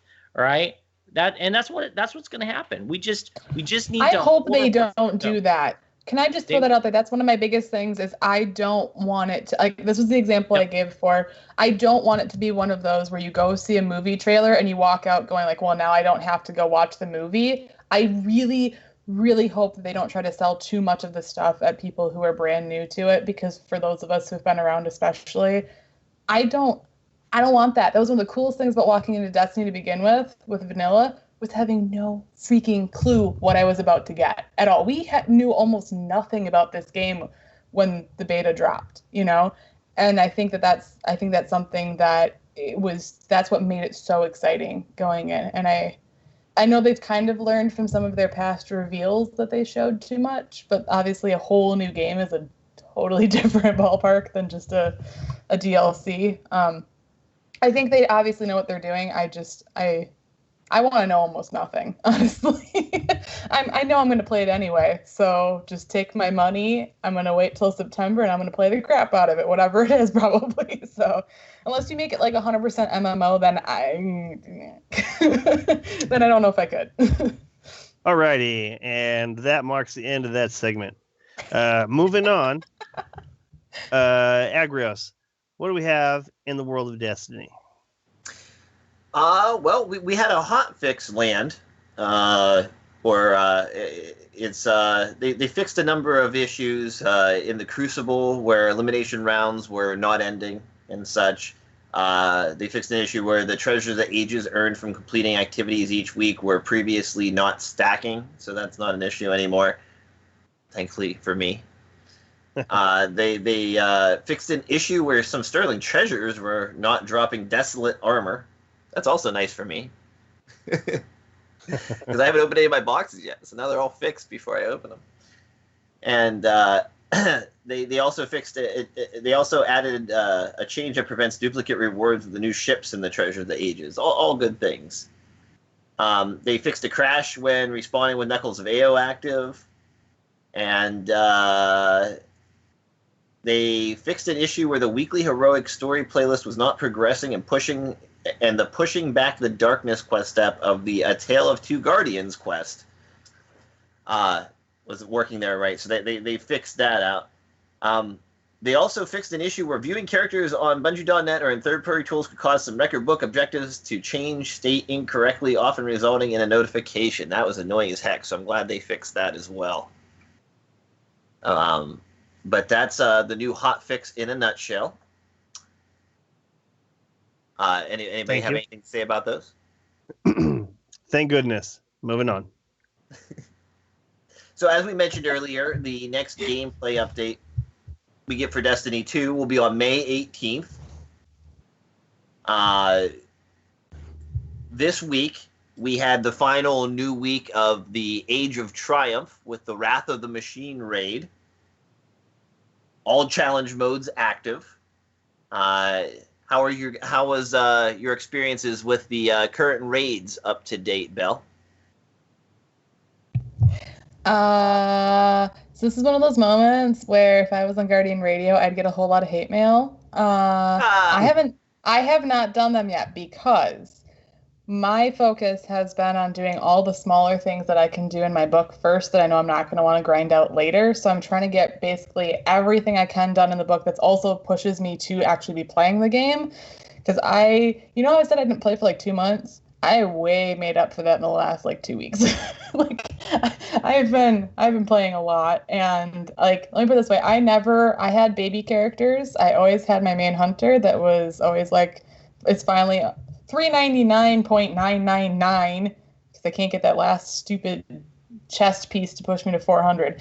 But I actually went and I'm working on a warlock that's like a level 29 now, you guys. It was sitting at level 3 for 3 years.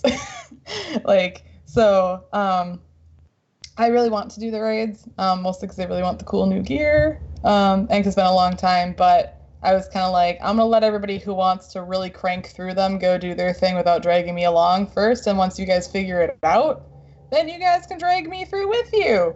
And they'll be happy, and I get my stuff done and have a good time with it. So I haven't done them yet. All right. Well, I haven't done very many myself. I've only gotten one character through each of the raids if I was lucky, and I didn't even actually succeed on that last week. I didn't manage to complete my final boss challenge mode. But and I'm bummed because I gave up my spot so you could get it done. Yeah, but we didn't get done. The group disbanded before it happened. We were trying, but people kept getting unlucky. So, Remy, how's your experience with the raids thus far? I think that going back to sort of what Belle was saying, like you're having a hard time playing, and like I feel like it has to do with we've been there, done that. Like we've played, even with how little you feel you've played, Belle, you've played so much and you know so much about it, and we've talked it to death. I know I've talked it to death. So you had to have also talked it to death. And so like I feel like this has, given the community like an injector, like a booster injection, in that there's new stuff to work towards, and like it's still the same thing basically, with some of the raids have totally new things added to them, which is really cool. And I feel like it's awesome, but until Destiny 2 comes out, we're not going to see the full power of this community. Some people have no interest at all rerunning any of these raids for any gear whatsoever, and they're excited to at least check out Destiny 2 to see what it's about. And so on the level that I've seen so many more of my friends over the last 4 weeks, it has been fantastic. Some of the runs have been less than spectacular. And that's a shame. And there are still some bugs and glitches that could be ironed out. I doubt they're going to be touched because Destiny 2 on the horizon, and they're going to got to make sure that one's really great. But for the most part, I really like it. I think it was a really smart move to bring all of the raids up to light level. I think the gear is some of the most compelling gear to get. Like, I'm really looking forward to completing several sets on different characters, depending on what they look like. And then I'm just going to round out my book. You know, I actually, Belle, have not been working on the easier ones for me to get, just because like some of them, like 250 grenade kills, like those are just going to happen as I play. And so like I've been going for the ones that I'm not going to find any other way, like ghost hunting. I'm not necessarily ever going to be like, oh, let's play some custom games with Guardian 1, and then, oh, well, hold on a second, let me find the ghost. Right. You know, like I've been going for the ones that are outside of the realm, outside of the scope of playing Destiny regularly. You know, like, and I feel like that was the right maneuver for me, because I've already popped 2 that I had no idea were even close. So it's just, I don't know. The books, I love the books. I love what they're doing here. And I don't know. I'm just having a really hard time holding down my hype for Destiny 2. Like, I'm really excited to see any gameplay about it, because I will at least have some idea of what the game is going to be about, even if it's, you know, I mean, it's got to be like a mission's worth or a strike's worth. Like, it's going to be something worth analyzing over and over and over. So I don't know if that answered your question. At some point, I just decided that I liked where I was going with it, and I just continued. You know, I found I was only working on one node in particular. I'm at 61 of 75 ships.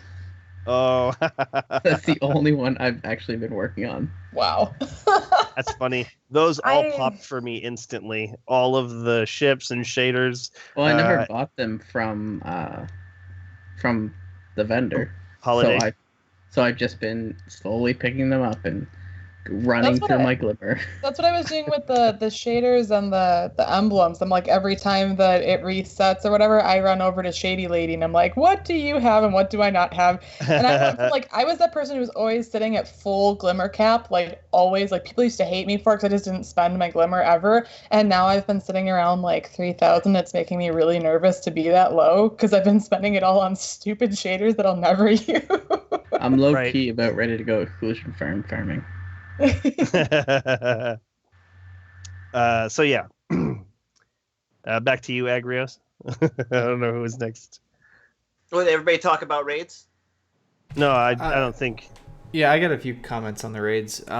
You know, one of the things that I learned, and I'm not really going to take away or add to what was already said, but going in and doing the Atheon challenge, I did that for so many hours with the mindset of not necessarily needing to complete this activity, but just the mindset of, I want to learn the mechanic and play with these people.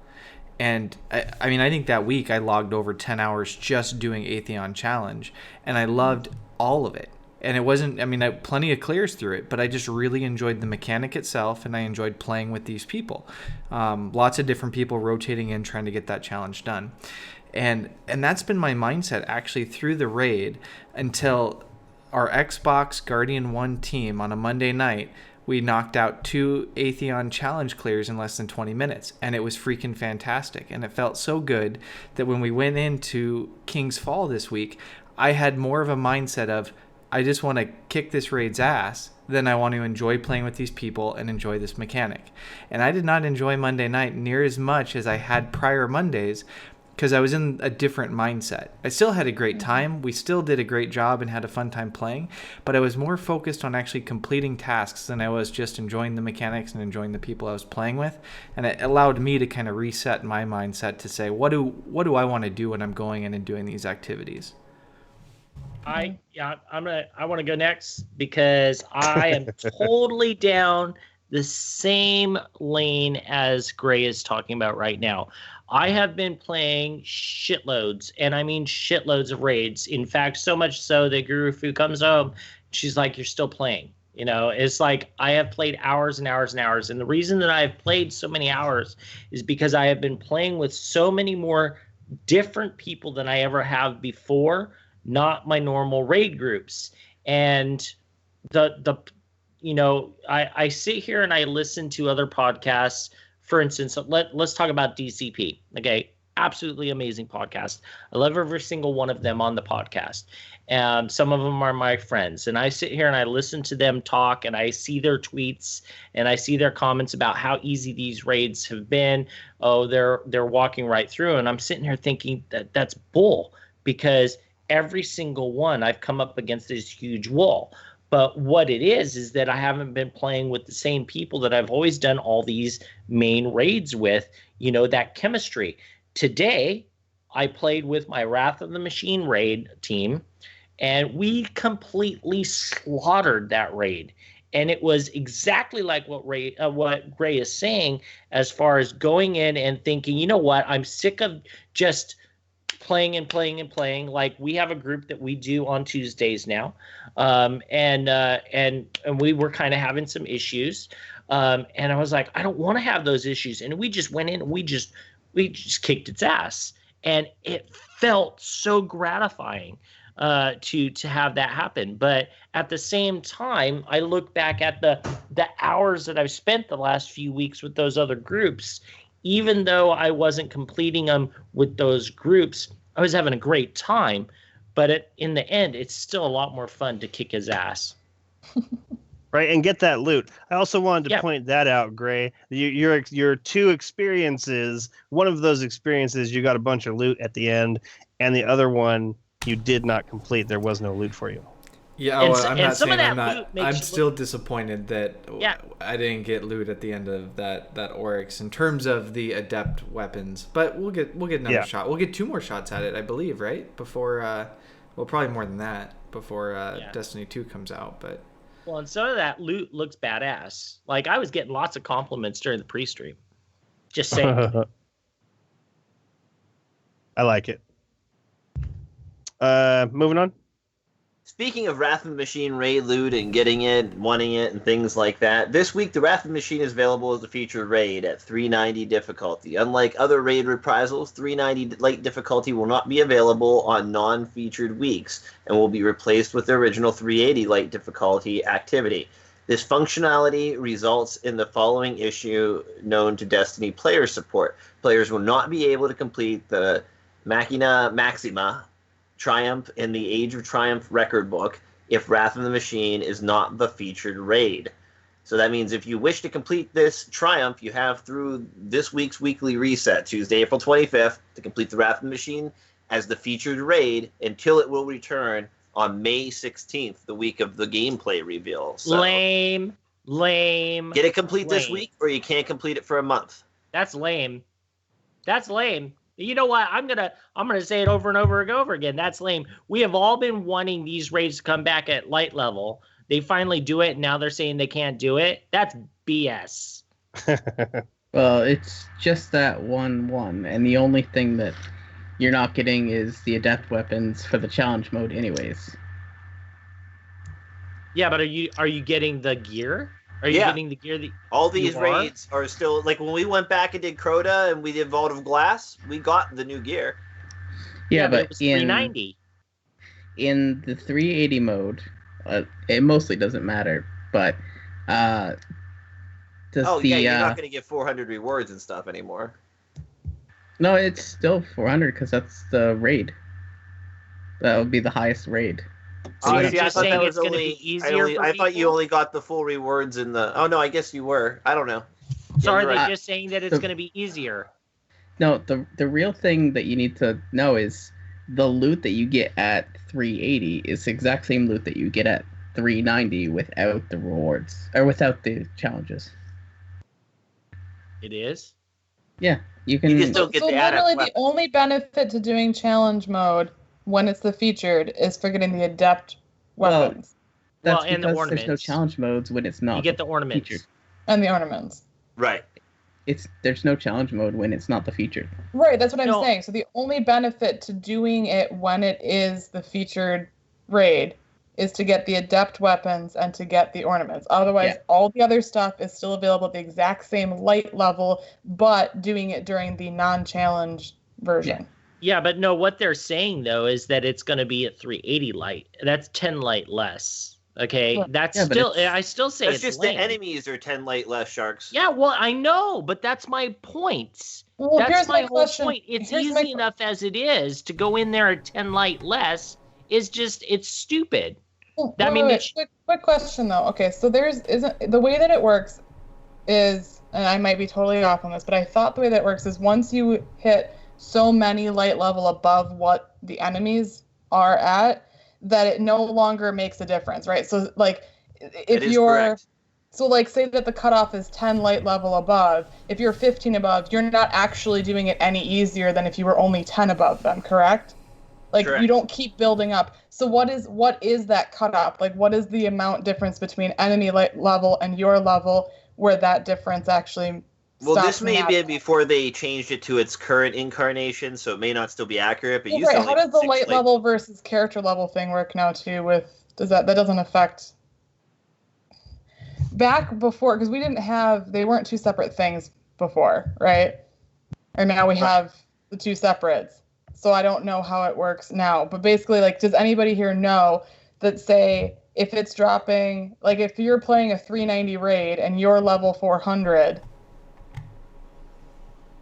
how you're going to be over leveled. Right. If you're playing a 380 raid, you're going to be over leveled.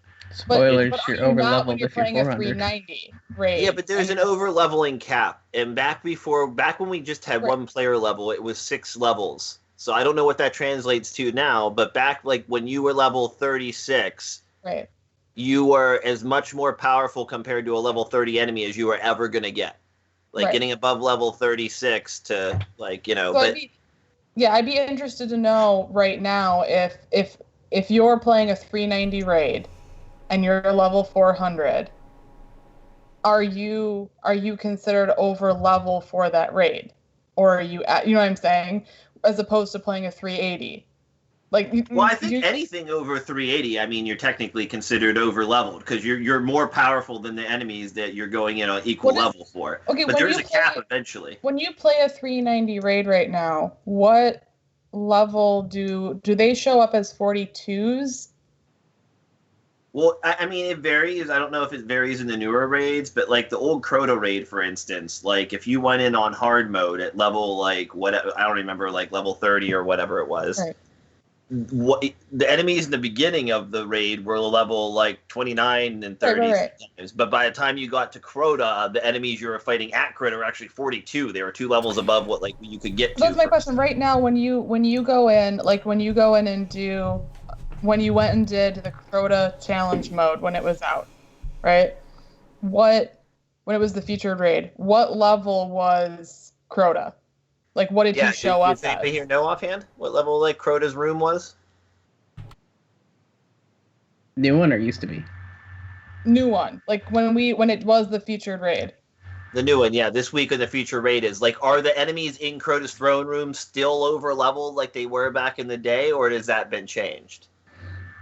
I would almost guarantee that they're over leveled just because actually, I don't think the enemies are anymore because most of them are no longer even elites. Yeah, we'd have to look at the death screens of someone from when they ran the Crota raid challenge mode week and see what they were killed by, because it says the light level of what killed you up in the top right corner. Because I don't know if you guys get what I'm saying, but basically I'm just kind of curious if we're already above that damage cap when we're playing a 390. When you're playing a 380, it won't actually be any easier, if that makes sense.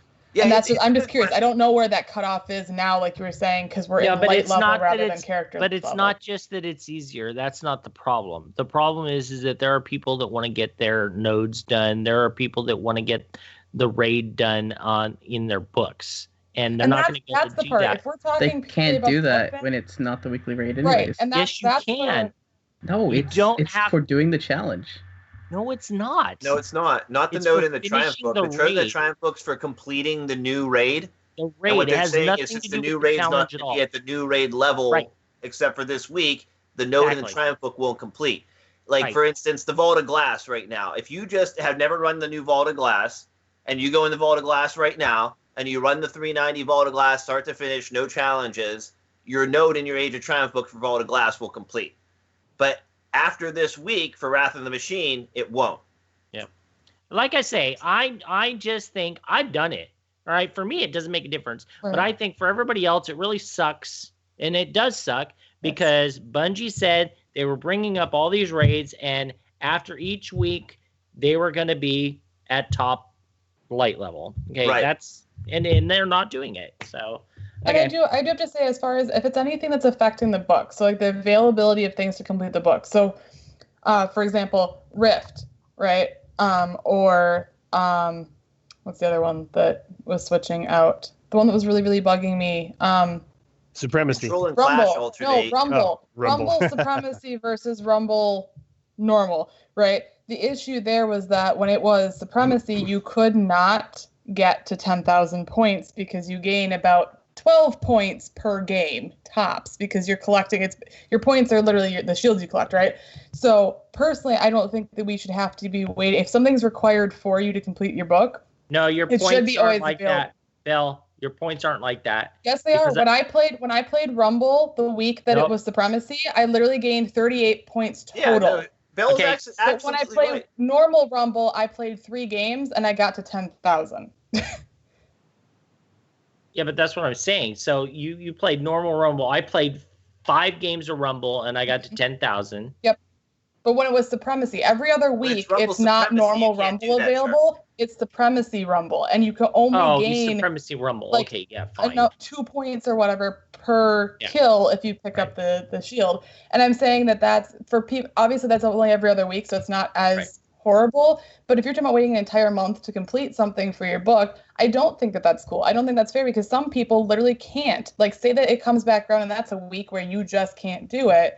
I do think that if you're going to make something like this and it's required for your book, it would be nice if there were things that were always available. However, if they're talking about that it breaks things in the game to have it available, I guess I'd rather not have the rest of the game broken, if that makes sense. Like, that's the trade-off, I guess. But I mean, Destiny's always been about time gaining stuff, though. I mean, look, Iron Banner comes around once a week. You can only complete your node in the book for Iron Banner while Iron Banner's here. So, I mean, they're definitely not afraid I'm to just saying, time like, gain so stuff. because I'm probably not going to complete that raid this week, I'm going to have to wait an entire month to finish that thing and hope that the week that it's back around, I can actually do it. And I'm just saying, like, for the more casual gamer, which this book seemed to be built more for, it was supposed to be kind of more friendly. Like, the fact that you can get 100% without actually completing every single node in the book, right? Which really confused people. When people were like, I got 100% before any of the raids were even really available, people were like, wait, what now? But that's much more user-friendly than saying you have to finish all 13 pages of this book in order to actually get the top reward for it, right? And it just seems kind of odd that they're not making more of it available all the time to the casual gamer in order to be able to complete that part. But it's, again, not required. If you're a person who has to have everything checked off because it makes you feel good, I guess that kind of sucks for you. But just keep in mind, you don't have to finish every single node to get the shirt or to say you finished the book by percent standards. Iron Banner and Bruise, go gray. Muted. You're muted. You're muted. You're muted. We just sat there and listened to him breathe for 3 minutes. So actually, I think that Sharks is going to be the best lead into this. Sharks, what was your favorite memory from Iron Banner and Bruise?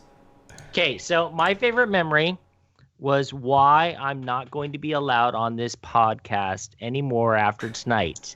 Play it, please, Gray. Oh, wait. Well, before we do that, for those who are uninitiated, Iron Banner and Bruise is a mix of, it's all Guardian 1 people, it's a drinking game, and we have modifiers. Thanks to Mark Square. We love Mark Square, and we come up with these crazy modifiers. We roll the die. We'll do things like, if we roll a 1, for that round, we can only use primary weapons. If we roll a 2, we can only use secondary weapons. If we roll a 3, then we can only be on Zone C during control. And then the drinking game components are if you have the least amount of capture points, then you have to drink. Anyway, so there's a bunch of these things. We were on a little bit of a losing streak, I think, when this happened. Well, here, I'll fill in this. Okay, so we had won 1 game in 10. Serious? 1 game in 10. That bad? Yeah, it was 1 in 10. Okay. So and this, and Remy and I both played Iron Banners and Brews, which neither of us ever do.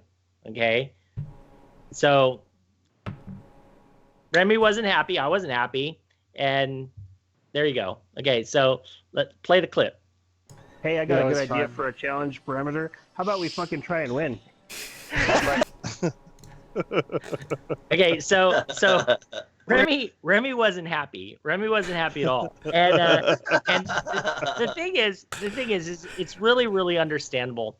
But the reason it's even more understandable is because the game before, I had made a comment to Remy. So play that clip, please. We're gonna Ray. blame. We're gonna blame anybody. Okay, it would be the person that's not capturing points, and I just find it really interesting that the person that didn't capture any points always complains about that on the podcast, that people aren't doing the objective. Just saying.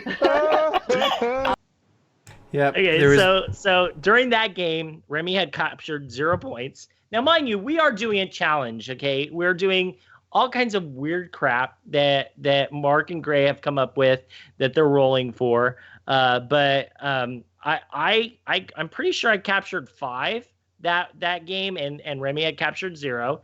And I had I don't remember, a 2-something kill death ratio. Remy didn't on that game, okay? Then the next game, we lost again.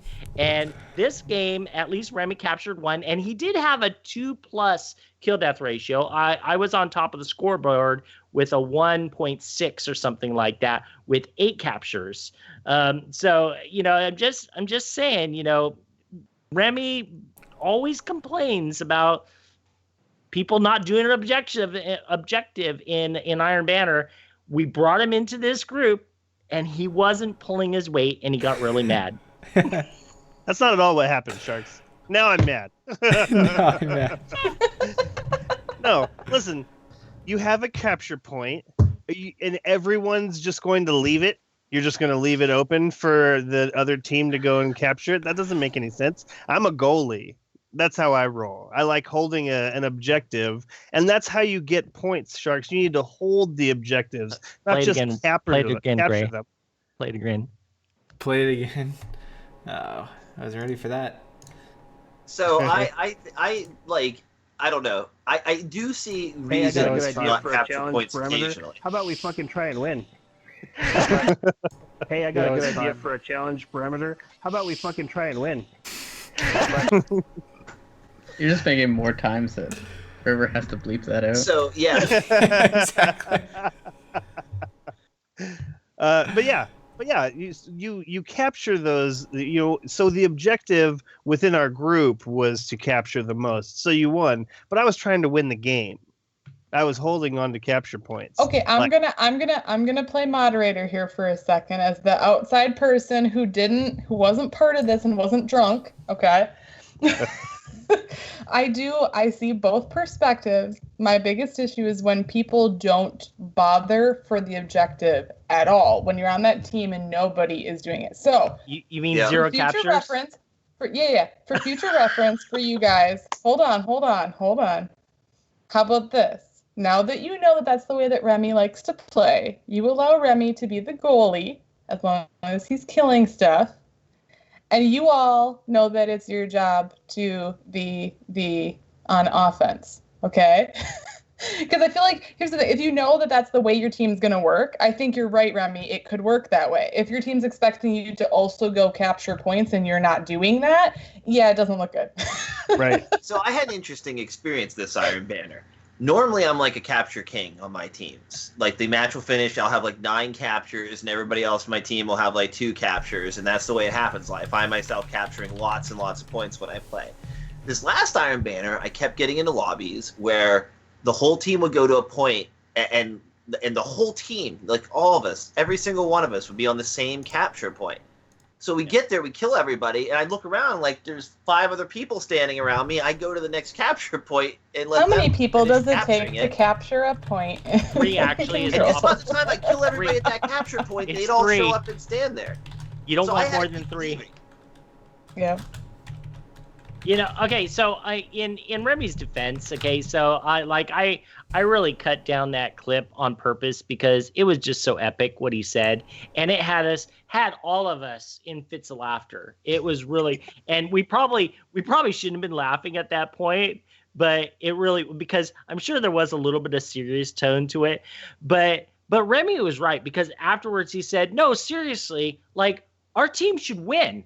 Like, you look at the kill death ratios on all of us, you look at the amount of captures that we're doing, we should be winning these games. Why aren't we winning these games? It's because of these stupid things that we're doing. Man, like one of them was Man of the Hill. Okay, we're not allowed to capture the other points. Well, that sucks. We're going to lose.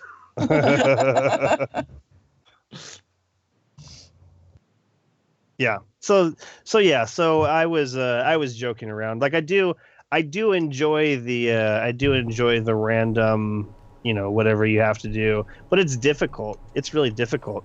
As a matter of fact, it's so difficult that we were playing one of those. We were playing one of them where you could only use sidearms, and at some point I was just like, fuck this. Oh, really? I just started using my primary because You're I was bad, Listen, I was testing you guys. I was waiting for one of you to see that little symbol pop up that says Remy Auxiliary, scout rifle, dude who teabags people. Like and nobody called me out on it. I really hope that's a gamer tag. I really, really want it to be one. So that was what I wanted to see if you guys were paying attention, and also I enjoy winning. Like putting yourself at disadvantage. I do too. I totally agree with you. I do have to say one thing though. Okay, so I was really, we've. Oh, you're gonna say a lot of things.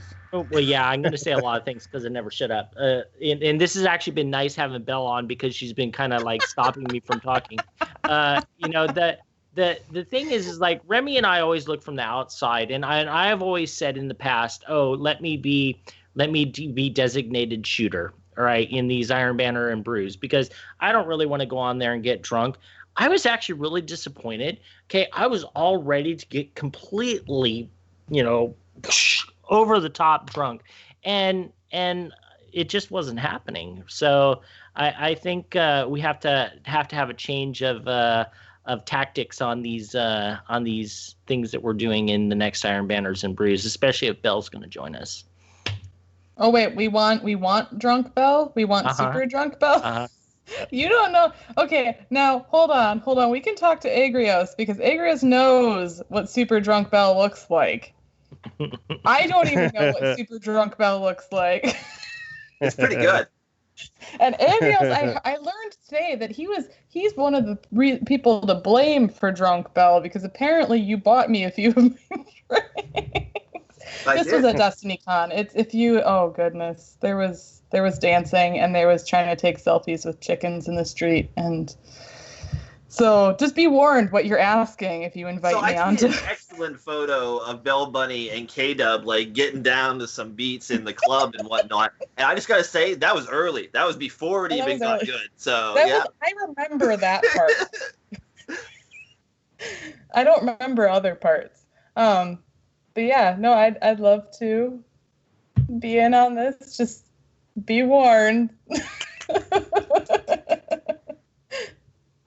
I like it. I like it a lot. Okay, so we're like overtime.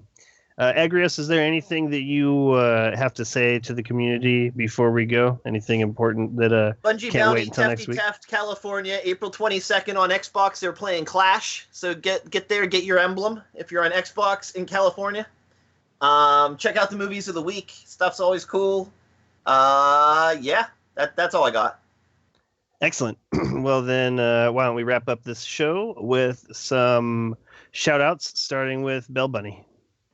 Okay, so real quick, this weekend the Dames are going to be doing what we're calling a fundraising event, because we're going to have a booth at Guardian Con this year, and that costs money, so we're doing some fun activities over the weekend on a stream, and we're kind of trying to get some support, but I'm not saying this because I want your money. I mean, I want your money, but I'm not going to promote that on here. But the more people in the stream, the more fun that we have. And that's the part that matters the most. So we would love to see you guys there. So keep an eye out on Twitter for all the information about the times and stuff like that.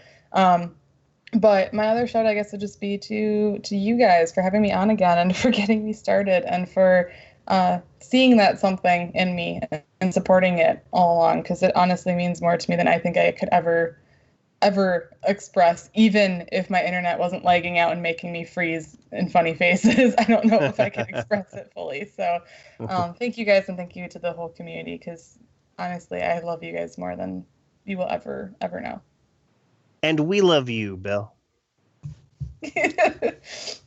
Gray. Shout out this week goes to one of our newest Guardian 1 members, Trey, who is one of our youngest Guardian 1 members as well. A very competent, capable player. He's the son of our fantastic Guardian 1 member, Paris. And I think it was just this past week that he applied through Bungie.net and got his gamer tag. So happy to have you representing Guardian 1 on the PlayStation, Trey. Excellent. Welcome, Trey. Sharks. Wow. Grace stole my shout out, but for a different reason. And every week I try. Every week I try to do that. I know. That's really good. Okay, so after last podcast, we were still trying to do King's Fall. And again, back to what I was saying earlier, we were doing with all kinds of different people. Well, I had gotten into a group that Trey was actually in. And we got to the final boss, Oryx, and he said, I really want to run Relic. And everyone was like, heck yeah, one of the youngest members in Guardian 1, go for it. And there were a couple hiccups here and there, but in the end, he did it, and he was awesome at doing it, and we got the challenge done. So shout out to him as an awesome Guardian 1 player. Excellent. That's awesome. Excellent. Agrios. My shout out this week goes to Bell Bunny. Thanks for joining us. Thanks for doing everything you do in the community and being an awesome host on Guardian Radio. And really appreciate you coming back by. You gave us thanks for helping you get started. Well, being as though that was only episode 12, same goes to you. And thanks for being here. Excellent, Agrios. Jez. So my shout out this week goes to Critical Role, a podcast, or not really podcast, a live play of Dungeons and Dragons that happens every time about now that I miss every week for this. I knew there was something else. I knew there was something somewhere else you'd rather be. So that's where Jez is staring when he's looking off. It starts at 10 Eastern. So don't make him minutes in. don't let Jez make everybody feel bad. Okay, the Sharks are in the playoffs and they're playing a playoff game right now. Okay, I could be sitting there watching that. This is more important. Wait. I just had like a revelation. Is that where the Sharks 3D comes from? It's not that you just like Sharks like the animal? They're both the same reason. It's only part of it. I actually work with sharks too. Wait, what? He trains animals from the ocean. What? Sorry, I'm totally derailing us right now, but my mind is like. Anyway, keep going. Sorry, we'll have to discuss later. It's definitely worth asking him about later. It's a cool story. Let's see. Okay. My shout out. Well, first, Belle, I want to thank you for being here. It's always a pleasure, and I'm glad that you are doing so well, both within the community and personally. It's really good to see that you were able to move past those things that you thought were holding you back, and now you see that they don't hold power over you. Although, life is scary and full of crap. So I could see why you might think to yourself, well, maybe I was wrong about being so empowered and awesome. Like maybe life is right and I'm worth nothing. Like I know sometimes I think this way. Maybe life is right. It happens a lot that way, definitely. And that's why like things like pushing myself to come on here, even though I almost backed out, made a big difference to me today, because it was a bad day, and this made it way more better than you could ever understand. So thank you guys. That's really cool to hear. But my real shout out goes to this beautiful dog right here. This is Noodle, and today is her 11th birthday. She's 11 years old. Happy birthday, Noodle. Noodle, that's an awesome name. Yeah, she right behind me. She's a very sweet dog. And recently we had to take her to the vet and scary things, and she's still not totally better. But I feel like we're working with something manageable here. And the vet says that like all of her insides are like pristine. Like if it wasn't for these like leg problems, that she would live to be a very old age, which I'm still looking forward to. You hear that, Mayor? She's over here somewhere. I love her very much. I got her when I was 28 years old, and she really changed life for me. Like, always having someone rely on you for food and for walks through darkly lit parks in the middle of the night, scary times. Like she couldn't just do that on her own. So. But I love her very much, and my shout out is to her. Happy 11th birthday, sweet Mare. And that wraps up episode 130. We would like to thank everyone listening for tuning in. We hope you enjoyed the show. If you have any suggestions for topics to be discussed on the show, or have any comments on something that has already been covered, please leave them in the comments below or send them to feedback@guardian1.net, and we will see you next week. Happy holidays!